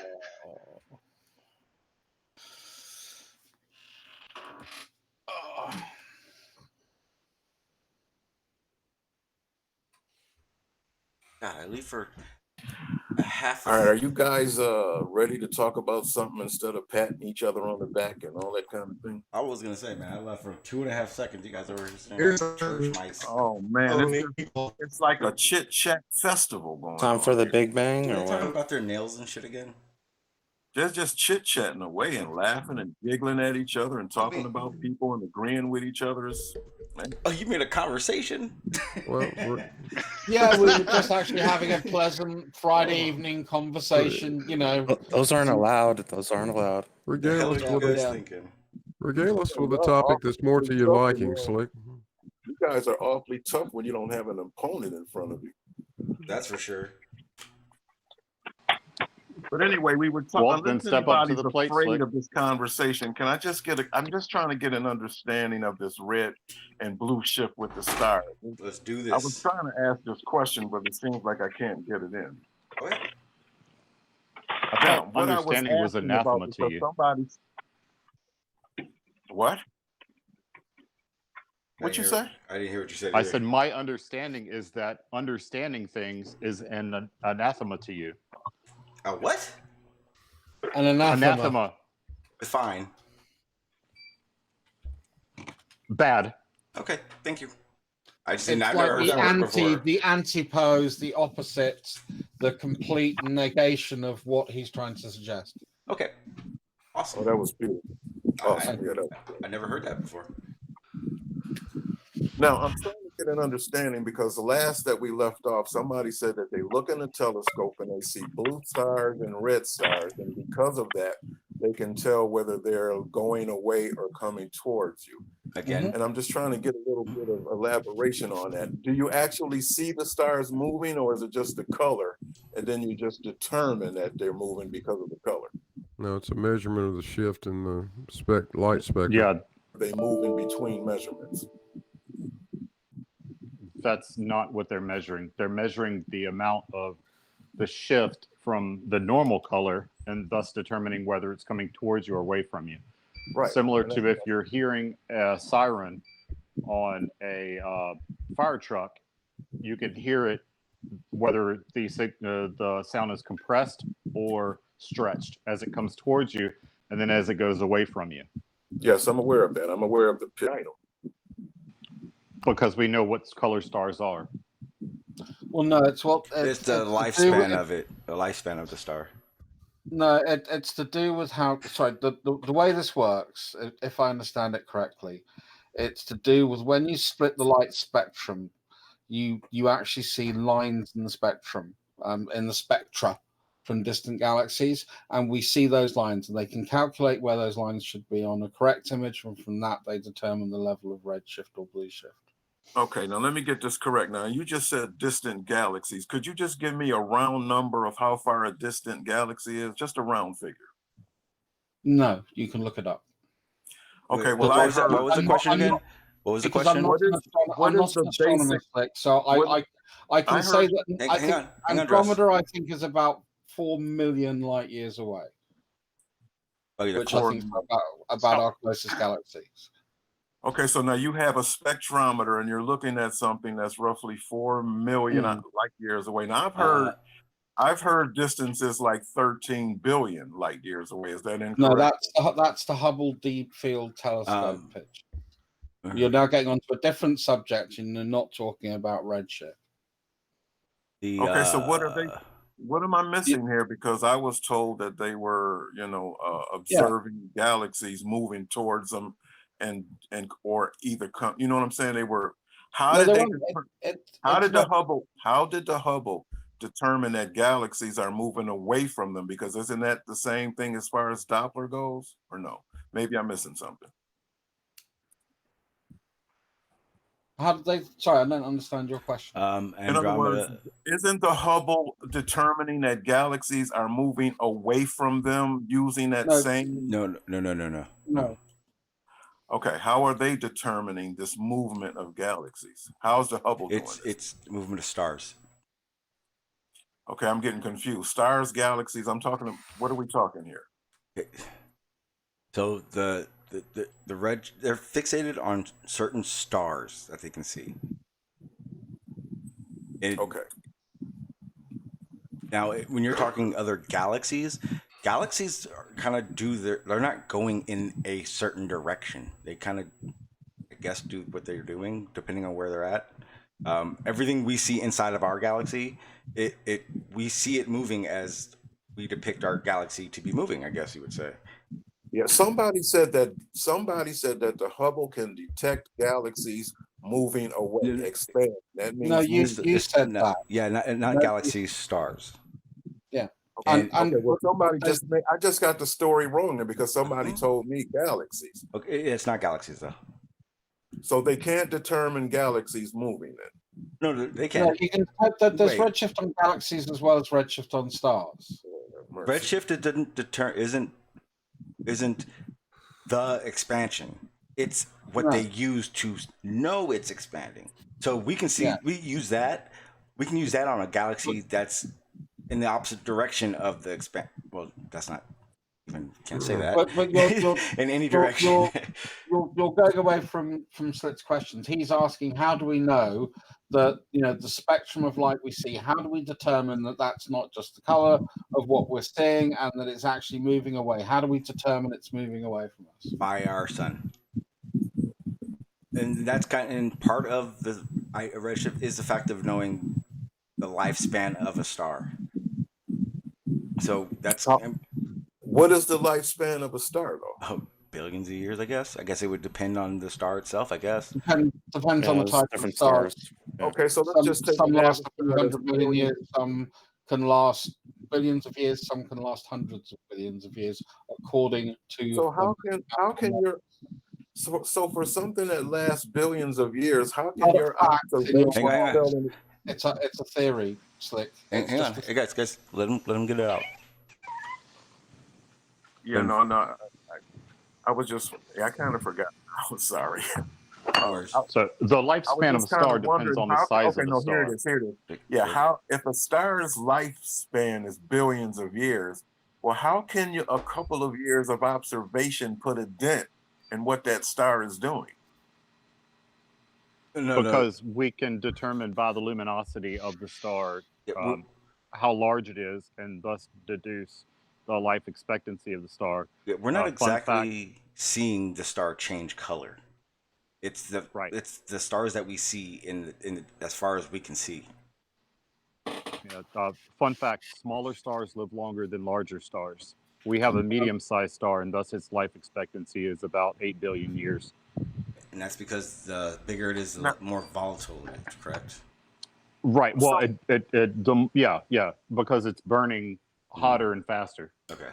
So now wait a minute. Now, what's confusing me is that when you say the lifespan of a star is 8 billion years, now of course nobody can possibly ever observe that. So there's some guesswork going on here. Am I correct or no? We've witnessed a supernova.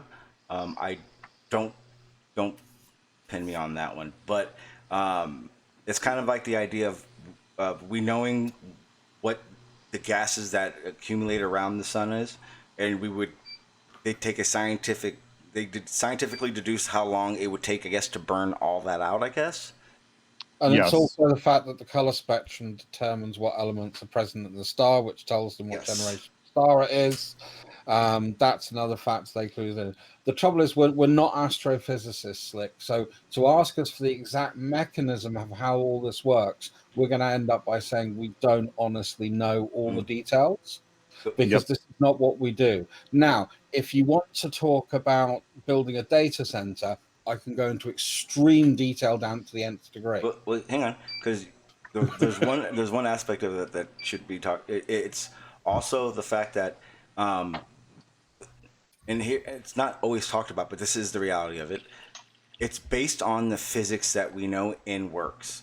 So let's pretend on the outside of the galaxy, the universe. I'm sorry. There's a particle that we have never seen, and one day we see it. Yes, they will have to figure out how that particle works in our system. Well, the fact that we have never seen the entirety of something means that we can't know what it is BS, because we have never observed the entire orbit of Pluto, because the orbit of Pluto, its entire cycle, is longer than we've known Pluto existed. Yet we know where Pluto is going to be when.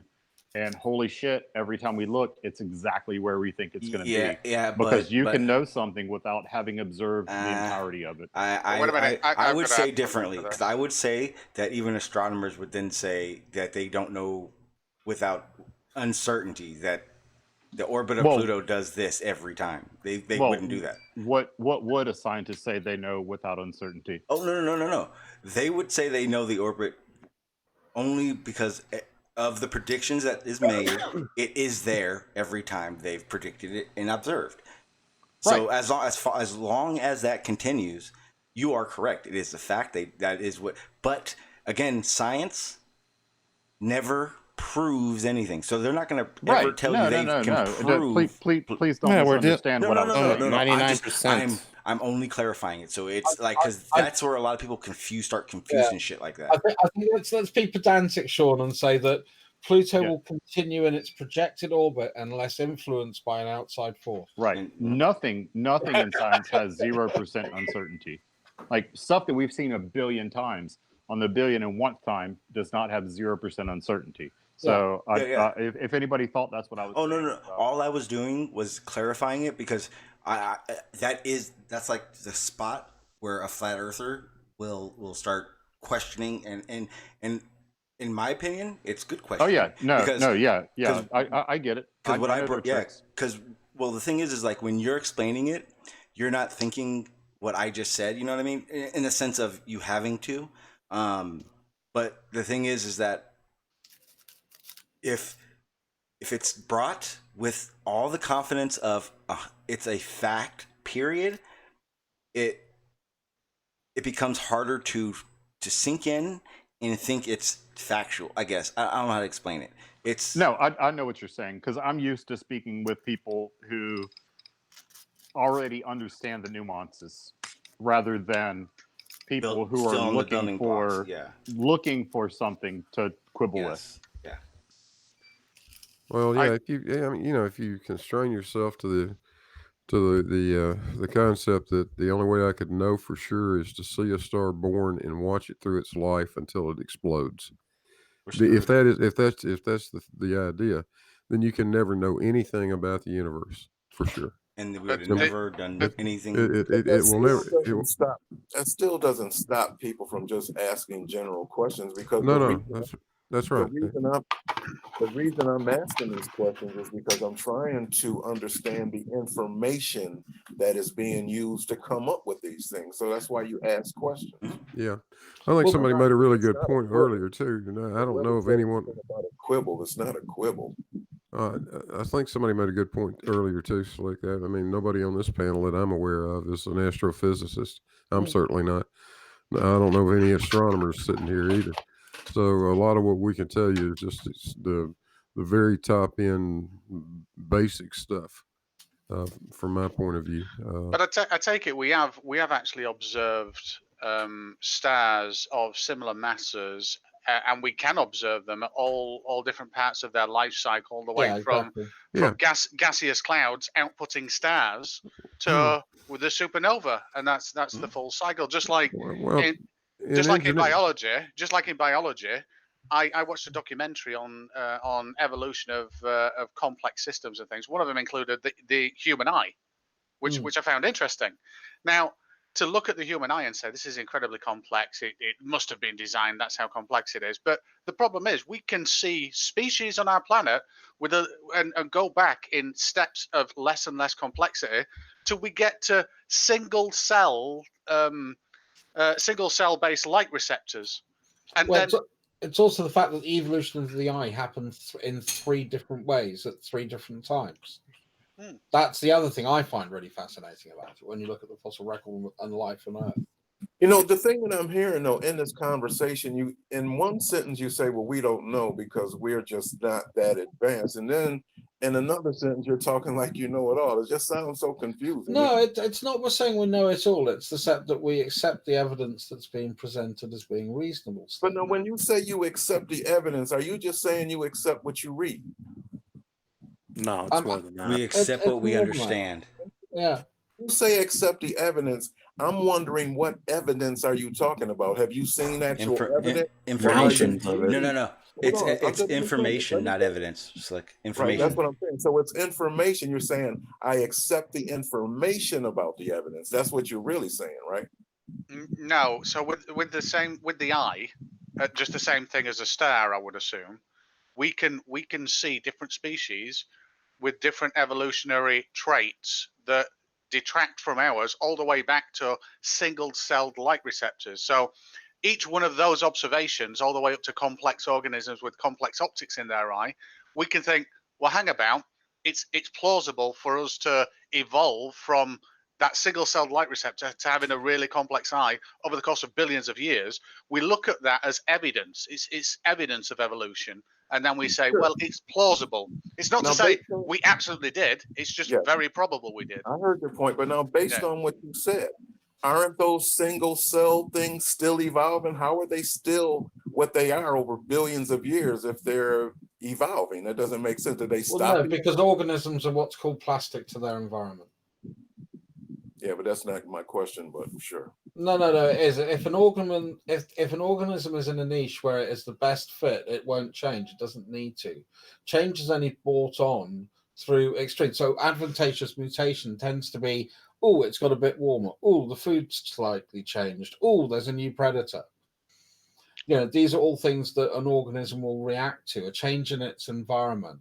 Oh, the vegetation is now growing on the land. I'm going to learn to breathe direct oxygen. Yeah, that kind of thing. So that but it's not a conscious choice of doing it. It's kind of, the outcome is kind of random from the point of view of mutation and selection due to environmental pressure. Okay, how old is the idea of evolution? I mean, if anybody knows, roughly how long has this been? The concepts of it go back to ancient Greece. Okay, so it was first. So evolution was the idea first came up back then. Okay, I thought it was more recent than that, but I could be. If you're talking about the theory of human, the origin of species through common descent, which is a particular part of evolution, that started with Charles Darwin. Okay, so part of it is new and part of it is old, is what you're saying. Yeah. Well, part of any kind of science is new because it's always being updated, and error bars They're are only getting smaller. standing upon the shoulders of giants.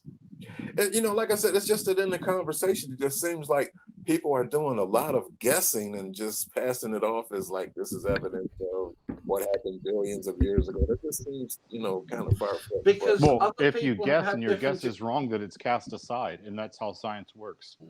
And other people have had different experiences to you, and that's why they've come. And some of them are doing the practical experiments. We kind of really look at it.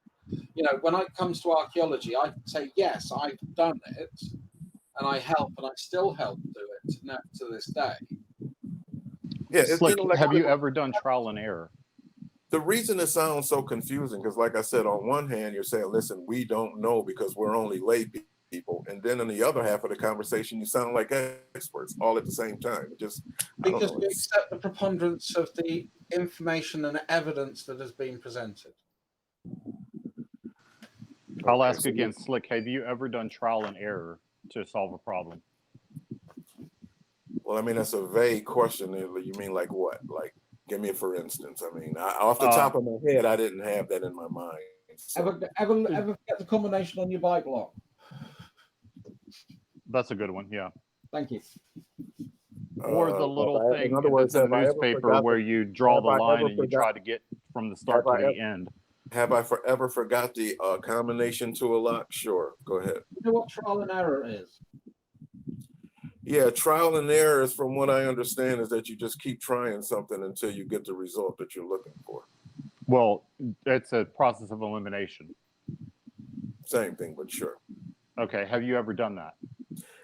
What is your point, dude? I mean, just make your point, because the question is giving me a headache. Because a whole hell of a lot of science is trial and error.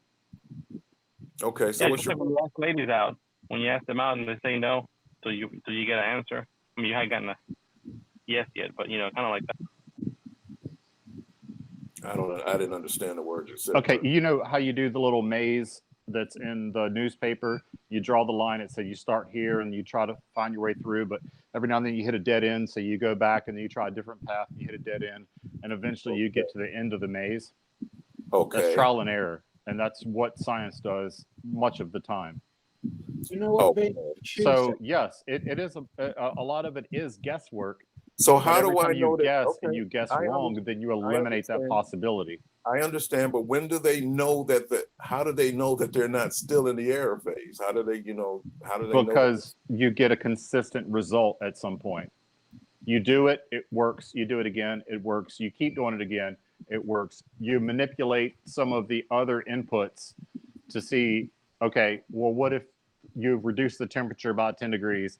You try it. Holy shit, it still works. Okay, I understand your point. Now give me an example of that with evolution. How does that work? Give me a trial and error. Oh, that's easy. Holy crap, that's easy. Okay, sure. So you have a population that they're migratory, and they move to an area that's much colder than where they were before, and they make up a civilization there. But it's way colder, but they have dark skin because they came from a place that was really hot. So they don't make vitamin D very well. So they breed, they have children. The ones that have lighter skin, the offspring that have lighter skin, make vitamin D better. So they have a longer lifespan, they're healthier and everything because they have more vitamin D. So their offspring, because they have light skin, their offspring tend to have lighter skin. Extrapolate that out multiple generations, all of a sudden you have a population that has lighter skin than the offspring, than their ancestors who came from the place that had a hotter climate. Does that Okay, make so sense? now, okay, yeah, I hear you. So now you just take something like that that may happen over a few hundred years and just multiply that by billions, and you get evolution. Is that how Well, it no, works? we're talking about. I'm just going to spitball this. 50,000 years to make that change. You're in my territory now.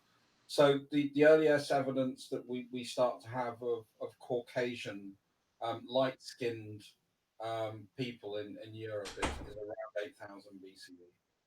That's the earliest determination, and part of that you can say is due to corpse preservation, but also part of that is due to genetic markers that we have. But does that trial and error help you determine billions and billions of years of evolution? That's what I'm asking. Is that the trial and error you're talking about? It's the culmination of common evidence that supports the theory, and there's nothing that's come up yet that falsifies it. I've seen direct evidence of natural selection, which obviously is an element of evolution, because in where I used to live in Yorkshire, in the northern part of England, was very reliant on mining, coal mining, and there were a lot of factories there, steel factories, which meant there was a lot of soot. Now, there were very different types of moths at the time when those came in, and the lighter coloured moths didn't survive, but the darker coloured ones did because of all the soot on brickwork and things like that. Whereas when they shut down, because every now and then there's genetic shifts and the traits change just as a mutation, now those moths have gone back to being predominantly light coloured now that we don't have, or now that the north in Yorkshire doesn't have coal mines anymore. Okay, so from that you determine billions and billions of years of evolution. Is that what you're saying? I don't know. I mean, is that your point? Well, yeah, no. If Slick, yeah. Evidence. That's wait a minute. Example. There are thousands and thousands of examples, Slick. This is no. So the takeaway here, though, Slick, is if I, in my lifetime, and well, I didn't witness the start of that, but I witnessed the end of it while I was growing up, and my granddad told me about it because he was actually a foreman of a mine. But the point is, if that can happen in such a short time span of 50 years, then think of what can happen in billions of years, given on input conditions like environmental changes or adaptability needed for, dealing with predators or catching new prey. So basically what you're saying is you're taking a small sample of something and applying that to billions of years, right? Oh, yeah. Well, yeah, that's what I'm saying. That's my point. So you're just basically taking, it's just a sample. Okay, but saying, well, I got this sample. Well, so yeah, extrapolation is the thing. I have a direct evidence of evolution. It was a study started in 1971. And I've talked about this before. But they use the Italian wall lizard. I put the link in our chat, and I also put the link in the YouTube chat. It's a study that's been, like I said, started in 1971, where they brought two different species or different types of lizards, I guess, wall lizards, but with different genetic backgrounds. One ate more vegetables, one ate more fruit or more meat or insects or whatever. They put them together, and over the 50 years that they've been doing this study, the lizards have literally genetically changed. You guys can read through the study. It shows the effects, what they're studying, what they've seen change in the time that they've been doing it, and it's a direct evidence of evolution in our lifetime. So you're saying over a period of years, there was when you say genetic change, like what change? They changed from male to female? What do you mean? The jaw, the digestion, the jaw, the way their jaws worked. I'm just free flowing right now. I'm trying to find it, but like I said, one was primarily vegetable eater, and its genetic structure. Herbivore. Yeah, it was a herbivore. It now is not. It is a carnivore. It's genetic. Like I said, its stomach genetic structure changed. Its jaw, a whole bunch of things. Like I said, I'm trying to find that exact part in here. I know those are Right. what changed. I've got another example because bacteria reproduce at such a fast rate that they're really good for these type of experiments. The same guy did that study too. Oh wow! Okay. Yeah. So this experiment, they had bacteria that could only exist in warm temperatures, and so what they did was they took these bacteria and they slowly started reducing the temperature at which they were living, and the ones that couldn't handle it died off, and the ones that could kept living, and they kept reducing the temperature. And they ended up with a population of bacteria that could live in a cold temperature, but if you put them back in the original temperature of their ancestors, they all died because they couldn't handle the heat. That's evolution. Okay, so now let me just get this straight in a nutshell, and correct me if I'm wrong in this. Okay, so at some point in time, there was a singularity, and in a fraction of a second, billionths of a second, 4 forces separated. Those 4 forces expanded and then created the matter, all of what's known in the universe, correct? Now, all of a sudden, evolution has nothing to do with the Big Bang. Yeah. Evolution and the Big Bang are two totally isolated concepts from one another.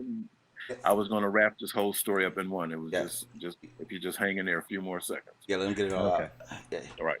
So anyway, this bang happened and this universe happened. Now all of a sudden we have everything that we have. We have all matter exists now. So now all of a sudden things start forming. Planets start forming, stars forming, because gravity draws them together in the planetesimals, and then they have this formation period. Okay, then the comets hit the Earth, and then we got all of our oceans. Now that's where evolution began at that point, correct, as far as species and all this kind of thing. Like bacteria started growing someplace, right? Yeah, it definitely took those steps. Okay, so I'm on the right track. Okay, so now from there, we go from there billions of years, and now we have present day. So am I correct so far, basically? I would say no, but other people may disagree. Base. Tell me where I went off the trails. Well, the Big Bang is, and correct me if I'm wrong, anybody, it's our known universe. We know that it wasn't the beginning, like it couldn't have been the beginning of all of anything because something had to have created it. As far as I've ever heard, they consider it the known universe, the universe that we can see. Again, part of that whole radiation wall, I guess. So are you saying there are more than this one universe here then? We don't know. I think they would hypothesize that there was because of, but I don't know any concrete scientists saying. String theory hypothesizes a multiverse, but that's only a hypothesis. It's not even a theory. Yeah, but I mean, the point of all of this. But that's the reason I have questions about the Big Bang, because it is what our known universe. Because as far as I'm concerned, or I would think, something had to have created that Big Bang, which means it was a universe that we cannot see because of that quote unquote wall of microwavable or radiation. Causing microwave background radiation.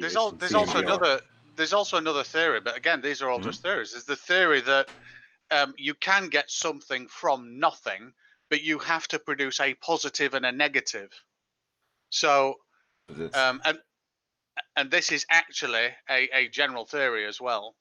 Is you can have something that creates matter and then antimatter, and this is you can actually demonstrate this in a lab as well. I think they have done. This is something I read ages ago. Right, but Dean, do you realize that you just said? But right now, aren't we existing on some theory? I want to talk about the theory that your scientist is actually using. It's not, and what they're talking about in their information. In other words, the evidences that you're talking about. That's what I want to focus on. But it's compiled upon hundreds of scientists. It's not a scientist. I want to point out, but they have a consensus. There's an understanding, right? Isn't there an understanding? To No. a, I mean, like I would say evolution. to Isn't there a an certain under? extent. In other words, when you talk about evolution, isn't there an understanding of what evolution is that's agreed Yeah, on that's by at least accepted. somebody? Theoretical physics is different. Yeah, true. But See, so biological that's where I'm evolution, there's confused very because I little don't see. argument.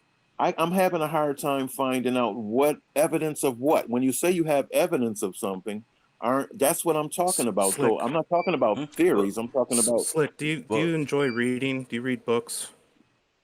I probably read more books than I could stand. Go ahead. What's your point? Well, have you ever read any of Richard Dawkins' books? I mean, that's a really good introduction into evolution. I've seen Richard Dawkins. I've seen him on some what do you call those things when they get on the podiums? Debates or lectures, yeah. I highly recommend. I mean, if you're interested, I recommend like reading his books, or at least one of them. You know, and it explains quite a bit. But I'm talking about something else. I'm not really talking about that. I'm kind of No. He talks about all the evidence. Right. That, He is an mountains of evolutionary evidence. biologist. Yeah. You guys remember, you're saying the evidence and theory, like you got to understand, like they're forever compiling evidence for their theory, and it's not a general term theory that you're thinking of. Right, and that's what I was saying when he was asking. So they all just agree on these things? No, they don't. Otherwise they would be out of work. That's not what I'm saying at all. What I'm saying is, isn't there an understanding that is generally accepted? In other words, consensus accepts a general understanding of evolution, that we are here based on evolution. Isn't that the going story that's accepted by, right? The only thing that is part of the census you're speaking of is evidences that's been shown to be factual. That's the only That's the only thing that they would consent. Like that's the only thing they would agree on, basically. And that's what I'm talking about. I want to talk about that. That's what I'm talking about. I'm not talking about something else. So you want to talk about the archaeological record, right? Yeah, but I do want to point out that Dean used the phrase "just a theory" here a few minutes ago, and now I have to kill a puppy. Thanks, Dean. That blood's on your hands. Well, I just think it's very important that you always clarify the difference between the general term theory and the scientific term theory, because they're completely different. In the sense of what you're talking about, theory, Slick, yeah, you're right, but the theory we're talking about when it comes to the evolution or the Big Bang is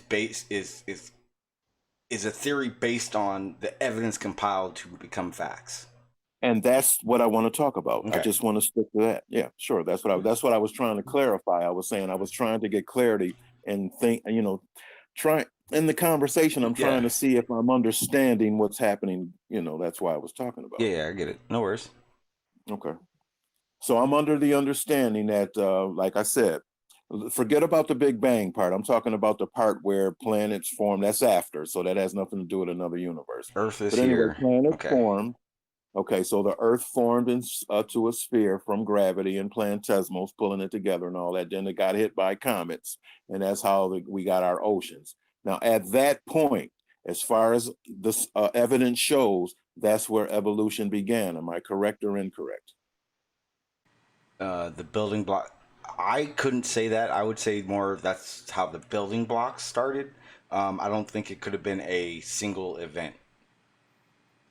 I think it had to have been accumulation of everything that happened. Like the water had to have been here. The molecules had to have been in the right situation, I guess. Again, I so layman, it's ridiculous, but that's my... But what does anybody else think? In other words, am I correct or am I missing something? Anybody else got anything? Like the very beginning, like abiogenesis is still questionable. They're still trying to figure that out. But I don't think they know at what point there was abiogenesis. Well, I'm not saying as far as any particular point. I'm just saying that's what's going on, right? I think they think it was at some point life started, right? That's the correct. going. Hang on. I see what's happening. I see what's happening. Guys, let your guards down. It's okay. Everyone's in a safe. Everyone's all just like ready. Breathe. Just talk. Yeah, that's a good spot to start, Slick. At some point, life started. As long as we move forward from that point, I don't think anybody's going to have Right, an and issue here. that doesn't preclude creation, because No, even if we were created, life started at some point. Yeah, and I didn't even want to get into that. Just it happened for whatever reason, but at some point in time, life started. But and not necessarily from that point. Certainly not. We can't go that far back. But we can go back millions and millions of years in the archaeological record and see the progression of evolution. Yeah, So unfortunately, it's not like we operate on just a flat wild ass guess based on 50 years of observing a moth somewhere. Okay. Right. And Hey, we that was do a good know, example. yeah, but we do know that life started. If you only with, care about that go ahead, moth, sorry. yeah, it's a great example. But if we're talking about, you know, I did care about those moths. well, I'm sure you did, Dean, and I'm glad. Did I'm you glad name that you them? did, and I'm certain that the moths are more than happy about it too. But no, yeah. And there's plenty of evidence that we started out with prokaryotes and moved on to eukaryotes. And the only multicellular organisms that we know are eukaryotes. And that includes humans and grass and trees and everything. Any multi-celled organism is a eukaryote.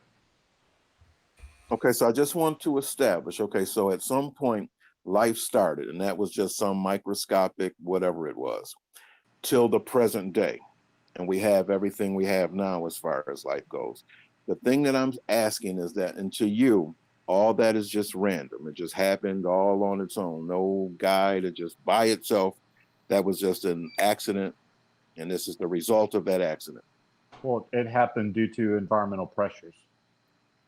Environmental what? Environmental pressures. What pressures? Okay, so like my example earlier, when the species of dark-skinned animals moved from a hot environment to a cold environment. Okay, go back to a single cell. That cold. Just describe the same You're thing. not No, even I heard letting the me story finish. already. You don't have to. Don't take me through it again. Describe that same scenario on a single cell. Give me like that type of scenario. What was the pressure? Well, the single cell what is. was the pressure on the single cell to evolve? It could have been literal pressure if it was in fluid. If the environment changed from cold to hot, say the amount of CO2 in its environment changed and became greater or lesser. If the amount of any other gas that it relied on, the amount of sunlight that it was getting, any other environmental thing that you can think of would change. So basically, nature just rolled the dice in the right combination, and we're here today. No, because if it rolled the dice in a different combination, there would still be something here today. It may not look like us. Then you can't say that it would be the same.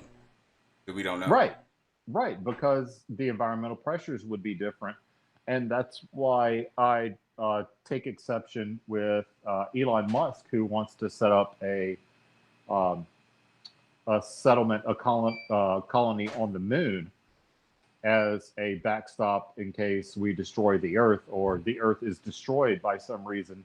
Because send a colony to the moon, and 30, 40 generations down the road, they will have speciated from us. They won't be humans as we know them. So that's not even going to work because the environmental pressures will be so much different. Okay, guys, I've got to add something. Then you're saying that it's wrong that we evolve, because that would just be us evolving, and you're saying that that's not right. No. What I'm saying is his goal to extend the life of humanity by doing that won't work. I'm not saying that it's wrong to do it. By all means, I'm all behind doing it. I'm just saying that his goal to extend humanity by doing that won't work because given enough generations, they won't be humans, at least as Well, we know them. They yeah, would but not that's- be able to but- come back here and breed with us. But that's like saying if we get rid of the CO2, we won't be like we are today. I mean, no matter I know. what, no matter I've got what or no where issue we, with that. no matter what or where we are, we're gonna adapt, and those adaptations become evolution. Yes, it's called speciation. Yeah. Well, but you're saying, well, that's him thinking ahead, and you're saying don't do that. No. I'm being misunderstood again. I guess I'm being inarticulate tonight. I'm not saying don't do it. I'm saying his goal is to extend the human species by doing that. And I'm just saying that won't work because given enough generations, because if you take a population to the moon, they will speciate at some point. Yeah, but the thing is in what he's saying, to me, it sounds like he's saying, what if humans, or let's say, what if we find out humans have 100,000 years left, period. But if we colonize the moon, we'll get 200,000 years out of it. That's prolonging the human race. Even if the speciation happens and they come back and they're not human, it still prolongs the human race. If that's his goal, then that's fine. Now, guys, just really quickly, because I'm going to have to go. Really quickly. Go ahead. I found a 69 million viewed video called "The History of the Entire World, I Guess," and it starts at just before the Big Bang, and it ends up with today. And it's done in such a magical way. I think we all ought to watch it. And I'll post it in the side chat, and I'll post it there. It is 20 minutes long, but it's a song as well, so it's quite cool. But it shows you everything. If anybody wants to watch it, that's cool. Yeah, I'll watch that. It's fantastic. You made that sound so uninteresting. Yeah, because I wish you wouldn't have had said the word magic. Yeah. Well, no, I meant magic by the way that it's put together. It's entertaining. It's engaging. The way that it's done is quite amusing, which is a very good way to educate people, because sometimes with this you could just get turned off. So to have something engaging, I find that magical in some way, and to have it educational as well. I definitely get the whole. Yeah. See, what did you say, Dean? I wasn't even listening. God damn it! He found a video and it's cool, and he wants us to watch it. Awesome. Yeah. That summed that up pretty quick. That was the translation from English to English. And listening to you explain, whoever that was, explain how the first cells adapted to the environment, it almost sounds like the environment is sentient. Because the environment provided the exact conditions needed to evolve to what we are today, and that happened all with the environment. So it seems like because how many species died because the environment was wrong? Yeah, but that's not my point. I'm just talking about the ones that survived. I can't know what didn't make it. I can only talk about what did make it. So that it just seems like the environment is sentient. Well, no, because if there's a hole in a brick wall and I shoot 10 trillion BBs at it and 3 get through, was that brick wall built was it sentient and let those 3 BBs in? Or were those just the ones that were just right to get through that brick wall? Yeah, I hear that explanation. I mean, I hear that analogy, but was it not a good analogy? Well, I mean, it's not really kind of what I'm saying, because it's, you're just talking about probability and. Correct. Right. Yeah, I don't see this as a probability thing. But, maybe you do. I don't, people are different. Why couldn't it be a probability thing? Molecule and molecule happen to get together. But all that is that's just like saying that, well, if we roll the dice a number of enough times, this will happen. Who knows? How many? Who can absolutely know that? That's just some idea. Isn't that how people are born? Now families start. Two people happen to meet. Happen to have intercourse at that time, and then that child. I mean, that's exact. I mean, I think that's kind of what he's explaining. right? Yeah, but that's not that's not what I'm talking about. That's not what I'm talking about at all. Okay. So can you re-articulate what you're talking about so that we can better Yeah, understand? I'm just saying. I just find it hard to wrap my head around the reason that I'm a being and able to process information and have experiences is just based on some random chance, some high probability. In other words, the reason that happened is because there's so many possibilities out there that this one just had to have happened at some point. I mean, people buy that. I just don't. But I mean, that doesn't stop other people from. Isn't that what happens when an accident happens? You know, It's perfectly okay to think about that in a lot of different ways. In my mind, at least, James, you can, if you want to, if you want to go with the intelligent design route, or whichever way you want to go, it's okay. Yeah, I don't think it bothers. I don't think it bothers. Well, it may bother some people. It doesn't bother me at all. I think religion has a lot to do with that, in the fact that to grasp the understanding of how that happens it's pretty big. I think it's almost, or it is bigger than anything that any one of us can construct in our head. Well, it does have a lot to do with it, Sean. Mm-hmm. And I don't know. I think that's just fine if that's what somebody else wants to think. Yeah, I'm not out to change anybody's mind about it. Most people on Earth, they believe humanity is actually very special, and it's hard to. Well, we want to believe it. Yeah. And we are unique. But I don't view us as more important than any other species. But yeah, that's just a ingrained belief for billions and billions of people. It's not just a belief; it's true. I mean, No, I mean, like, we are, how this world is. It's unfathomable. But yes, we are unique and compared to all the other species. But yeah, it doesn't mean definitely it doesn't mean a creator though. Like, for instance, the neurons in a fly are the same type of neurons that are in your brain. We just have more of them, different brain structures, etc. I'm sorry, I don't fly and land on shit, so I'm better than a fly. That's right. That's what I'm saying. Like, you have more neurons in it, but it still uses the same neurotransmitters that you do. Well, I don't much like the idea that I'm at the top of the food chain. That only means everything else on the planet's trying to eat my ass. Yeah, a lot of problems. 99 problems, but evolution ain't one.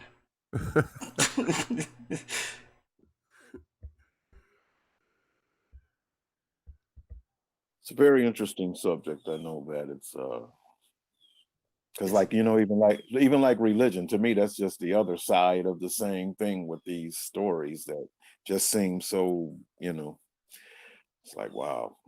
Both stories sound bizarre to me. The evolution story and the religious story, it all sounds really bizarre.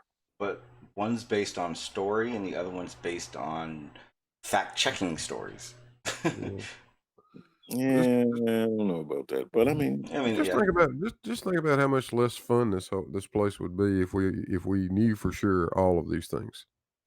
I think wondering about them is part of the fun of being alive. I think it's part of being human. Definitely don't want to know everything. That'd be boring. Hell yeah, it would. Well, it's impossible for one. But that's the thing, though. They're talking like they do know everything. No, like they're trying to gain as much knowledge as they can while they're here. No, they have a story from the singularity till now. They're saying they know everything. So they have a working story. They have a working story that's accepted by a whole big part of society. Not every astrophysicist believes in the exact Big Bang, with the majority of the consensus. So. Well, notice that you said a working story, and that's true. There is a working story. I don't think anybody says it's the working story. It's just a working story.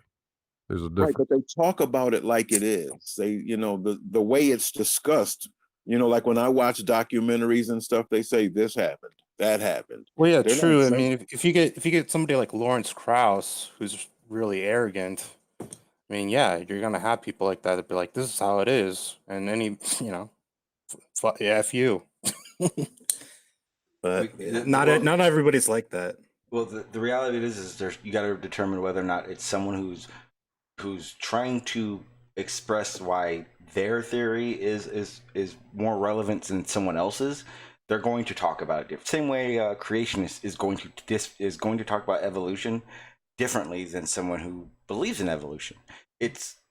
That's why maybe it seems that way, but when you step back and you look at the big picture of it, there's a lot of different theories of how we got here, but not one person, none of those scientists have ever came out and said, this is exactly how it happened. Everyone else is wrong. I'm right. Because they can't. They know they can't. If you listen to the fundamentalist religious creationist types, you're going to hear every bit as much arrogance about their belief as you'll hear from any astrophysicist about how their theory operates. It's on both sides. So. That's kind of like what I just said. It's the same thing on both sides. Yeah. Like I said, I'm not a proponent. No, I got to disagree with Blue, because the religious extremists say they cannot be wrong, and I have never heard anybody in science say they cannot be wrong. It cannot be God. I've heard that. Yeah, and I disagree with that. I have heard the anti-theists, but they're a minority. Yeah. That's the problem. A lot of these, like, popular scientists are anti-theists, and there's plenty of scientists that are actually religious. But are they? They just keep religion and science separate. But are they anti? Like, see, here's the thing: the terms. So, an anti-theist is someone who isn't willing to put any credit to a creator or a deity. Correct? Well, an anti-theist asserts for a fact that there is no God, and I disagree with that. And that religion is harmful for the human species, etc. Okay, then I don't think the majority of scientists think that. Yeah, exactly. They don't. Well, even Richard Dawkins is not an anti-theist. He made a scale. He made a scale from 1 to 10, on 1 being there has to be a God, and 10 being there cannot be a God, and he said that he's a 7. Well, when you talk about, or you describe the anti-theist is right. It's almost like the spectrum of religion of like that we call like a Bible thumper.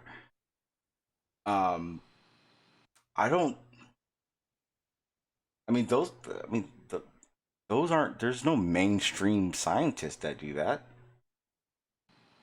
Not so far as I know. I don't know any what you would call a Bible thumper who is a scientist. Trump's climate scientist or advisor. There's got to be. Oh, I'm sure there are somewhere. I just don't know of any. Well, Prager University, right? I'm sorry, say that again. Prager University. It's like a. Oh yeah, but I don't know how much science Prager University does. No. So the old dude that talks for him. Super old Skeletor-looking dude. Dennis Prager. No, it's William Hopper.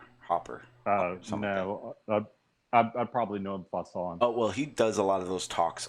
This is why science is wrong type things on YouTube for Prager University. He's Trump's climate scientist. That's why Trump is so adamant that it's a hoax. Well, that's what. Well, let's look at Trump. I mean, he was pretty far down the idiot hole before he ever became president. Well, but that's the thing, though. Look, again. Yeah, regardless of what his climate scientist thinks, the fucking military is taking climate change very seriously. So yeah, but they can only do so much without his support. He'll be gone in a couple of years. Yeah. Are you sure? Who's next? He can't do much in 8 years. It doesn't matter. That's right. Wait. The military industrial complex and the power and the foreign policy establishment will move on. Have you ever read hang on, or I'll get to the chat in a second. Have you ever read the first 100 day or the first term of Trump? It's like a publication of everything that basically every legislation bill he signed, everything that he pushed through, everything. He's done a lot. I'm not saying he's not dangerous and he's not a fucking idiot. Yeah, domestically, he's done a shit ton of things that are harmful for the country, no doubt. But when it comes to, our national security and stuff, he can't really touch that. It's beyond him or Obama or anybody else that's been fucking president for the last like 80 plus years.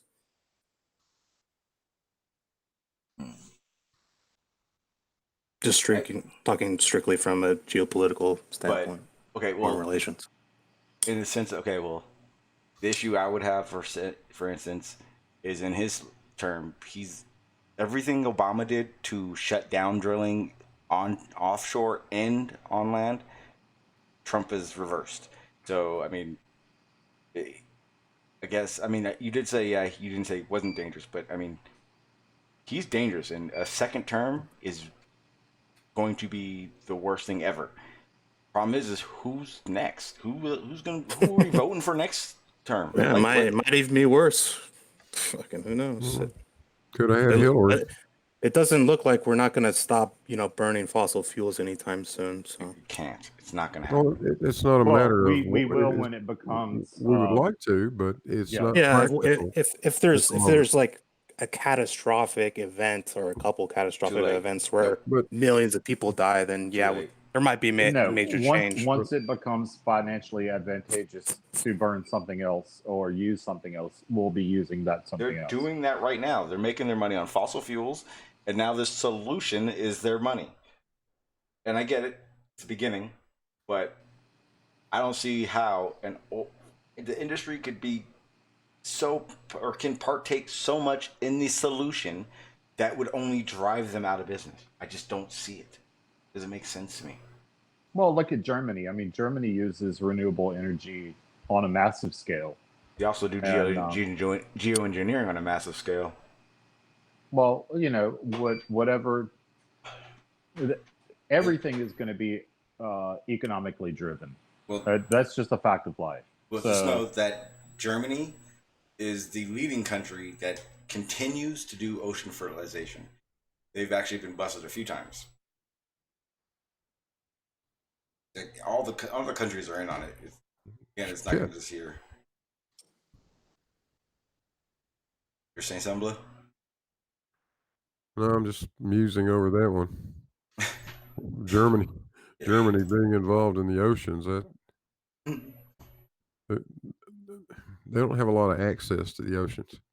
They have a science team that's out there pouring as much iron as they can up there. They're part of the between United States, Canada, Germany, and I believe China. They've been doing these ocean fertilization studies since like the early 80s or early 90s. Huh. One of the I don't know anything about that stuff. Yeah, it's part of the treaties and so there was I'll find the paper that they had about it. There was a guy actually from here in San Diego who went up to Alaska, and basically the Alaskan government paid him to basically fertilize the ocean, and in the guides of bringing more salmon. I'm gonna kill that story. I'm gonna butcher the story, so I'll talk about it tomorrow when I go on, so I can actually have it in front of me. But basically Alaska got caught for like 12 years paying these guys to do ocean fertilization in the guides that it was going to bring the salmon in, and I guess at some point it actually became an issue, and like there was like a real big salmon issue because none of the salmon came back, and it had something to do with the oceans and all that good stuff. But I'll have the paper tomorrow, so I won't butcher it any more than I already have. But it's a good read about the dangers of it and why it was banned for so long. But the main issue is and here's the sick part. So we can talk about all the geoengineering going on and how it's illegal, but I mean they're literally every day just bending and twisting legislation so that we can. New York, I think they came out with an ocean dump treaty or something like that. Well, there's the London, there's Paris, and there's a couple other ones. But over the past 5-6 years, I'll show you guys that tomorrow. I'm gonna actually show it. they've literally just started tweaking legislation so that they can study here, over there, and study in this area. Oh, well, we need more, bigger quantity to be able to dump. And they're literally just kind of moving the goalposts for it. So that's kind of my issue with it. They do more damage in one of their oil spills, than a lot of what they claim people are doing. Look at that last oil spill, that big one that they just forgot about. So they could do all the legislation in the world, and all they got to do is keep, it's not going to change. They literally just kind of bend the rules so that things get kind of swept on a little bit more. I'm not sure if you're talking about the BP. I know the chemical that they used is still to this day washing up on shore. The stuff that was like, I guess it was so heavy, it's just now a lot of remnants are washing up on shore that are still causing problems. The bigger issue is the pipelines that run across the United States that leak, and the leaks that are not talked about, because trust me, there's a shit ton. That's the scary part. Those are the ones that people find out about and then they have to go public with. But well, to what extent are we going to blame ourselves? Because I have a nearly 6,000-pound Toyota Tundra that I drive every day. I fly in airplanes when I need to go somewhere, so we're part of the problem as well. So we can't just say they. It's we. I bet your house is air conditioned too, isn't it? It's 68 degrees in there right now. Yeah. Yep. Exactly. Oh yeah. It's an issue too. Exactly. And like I said, the biggest issue is I don't think we're going to ever go to zero emission. We acquired a taste for electricity quite a while ago. Yeah, I mean, the thing is, like, we'll have to if we want to survive, but we don't. We've got a society that's based on a world economy that's based on electricity. Yeah. Well, how many petroleum products are in the? We can harness electricity from the air. Don't you know Tesla? Carlos. Oh God! Don't go there. Well, here's the realization of it is I can't deal with that level of dumb. Air-powered planes for the win. We could easily survive without it. We just can't imagine sleeping without sleeping. Oh, we living can definitely survive without it. But I know I can. I know when the apocalypse happens, you all are screwed. But I've been backpacking my whole life. I'm ready. Hunting, backpacking. Find a way to harness the energy from the decapitated tree of life. How to start. And yes, back to life. I am a prepper, but I do not have a bunker under my house because when shit hits the fan, I'm getting the hell away from here. All you need is like a special solar panel to get the light from the moon, But it's cold light. The cold light power fucking New York City. Save up moonlight. That's cold. You can put that in the house during the day. I wonder if you could use light from the moon to freeze all the venison in my freezer. Probably. Should be able. Well, what if you used a magnifying glass? Yeah, if you take a concave lens and concentrate the moonlight, you can freeze stuff within seconds, according to others. You could also hop on. You could hop on one of those stars. You can hop on one of those stars that's red shifting away from you too, and get on one of those. Wasn't that like 2 hours? That'd be pretty difficult. It's the tune on that. Listen. All you got to do is just jump on one of those galaxies that's passing by. Soon as just time it just right, jump. There you go. You don't have to worry about anything as long as you're accepted. You just jump on it, and it is what it is. Andromeda's only 2.5 light years away. I only think Peachy's capable of that. So I'm sure Pete's already been there. Yeah, he's been there and back. Yeah, Pete says he went there. He went there. I'm sure Pete has been there. How do you guys know that a lot of that is just not manufactured fear, though? We're not conspirators. That's why. What? Because we can't live every day in fear. I truly wish it was manufactured and fake, but unfortunately, it's not. There's big money in selling scarcity. Like all you have to do is say, "Oh, we're running out of this." The price goes way up. Everybody buys it, and there was really plenty all along. That happens. Citation, please. Well, I lived through it. I lived through the time where it was scarce, where the cars had to fill up on even odd days of their license plate number because they were running out of oil.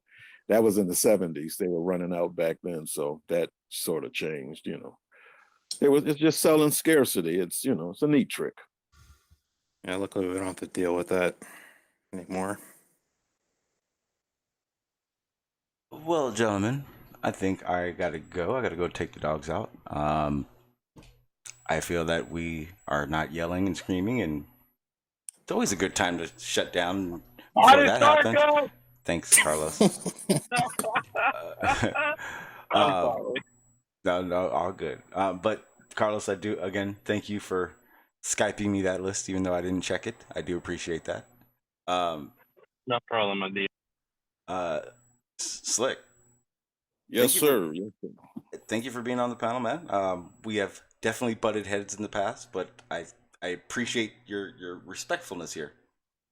Oh, it's no problem. It happens all the time. I butt heads with people one day and they're my best friend the next. So it happens all the time. I don't sweat that stuff. It's all about the gangster life, man. I think one time we talked about that, where it's the environment that you're ready for. I think I said that earlier too, when it was trying to tell everyone to calm down and relax. But I'm pretty sure we'll be all right now. I have no reason, and I think I'm starting to understand where you're coming from, rather than trying to force you to explain to me how you think. It's not necessary. But I do appreciate you being on and it being on the cool level. I appreciate that a lot. You got it, sir. Big Blue, you got anything coming up? I may. I'm actually right now trying to see if I can sort through what Spurs did yesterday. Hey, take your time. Take a lot of breaks.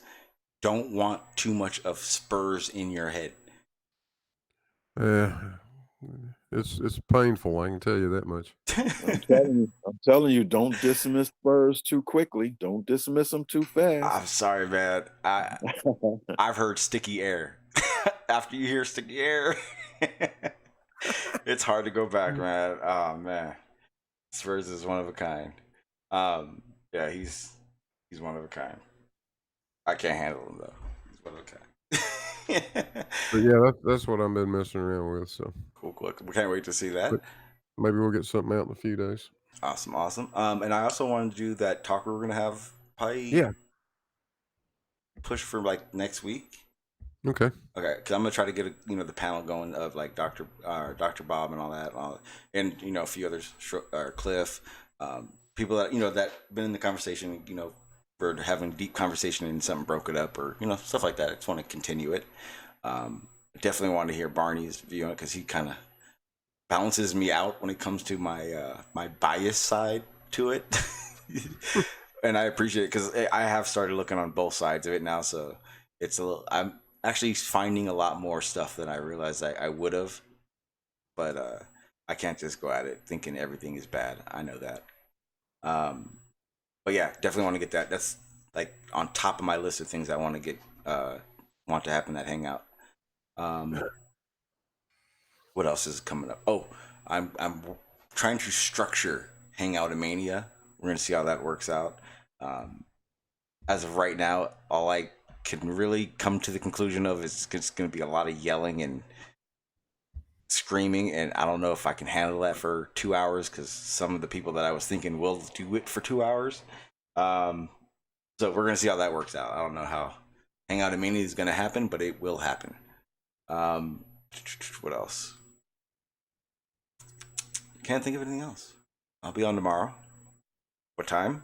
No clue. Usually I gotta pick my boy up, so it will range in the time I will be around. Trying to think of anything else.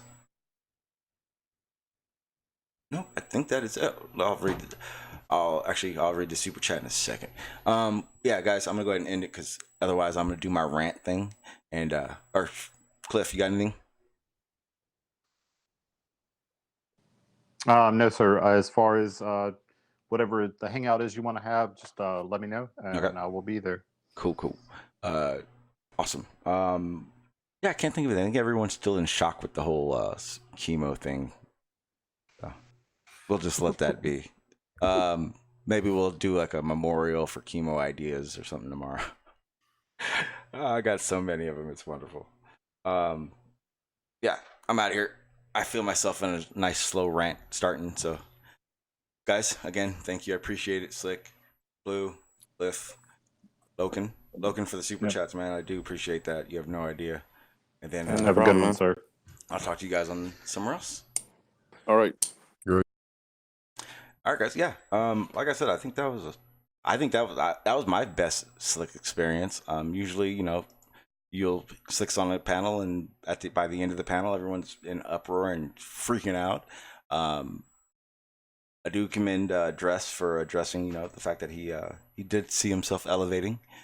There was a few times Slick started elevating stuff. I think he saw it too, but and all in all, I think we had a good conversation. I think we were able to relay what we believe our knowledge is of the topics. And again, I don't think he was disrespectful at all. I don't think he was out of line in his questioning. So again, Slick, thank you. Guys, till then, I will see you guys around everywhere, because I'm always everywhere. And I will be on tomorrow. And before I forget, I want to read this super chat from Bjorn. Bjorn, again, thank you. I appreciate it, man. She said, Shawn, laughing my ass off. Or I'm pretty sure that's what it said. It's always just in tune in your channel, even if it's just a bunch of lonely guys unloading their worst nightmares. Live hangouts is live hangouts. Good night, all. Exactly. Just here, that's exactly what I want. I just want to be able to hang out, relax, and just build, is what we call it. Sometimes it gets heated, but we are all human, and we all feel that we are passionate about our experiences and the things that we have obtained in this forum. And it's kind of hard with a full panel of people who want to do the same. Things happen. Today's a good example of how things don't need to flip out and blow up into arguments. Didn't happen today. So, hey, again, proven. More evidence for the fact that the banter, the bullshit, the shit talking, the obfuscating, all these things don't need to happen. Let's just talk. Figure this shit out. All right, y'all. Tomorrow? Peace.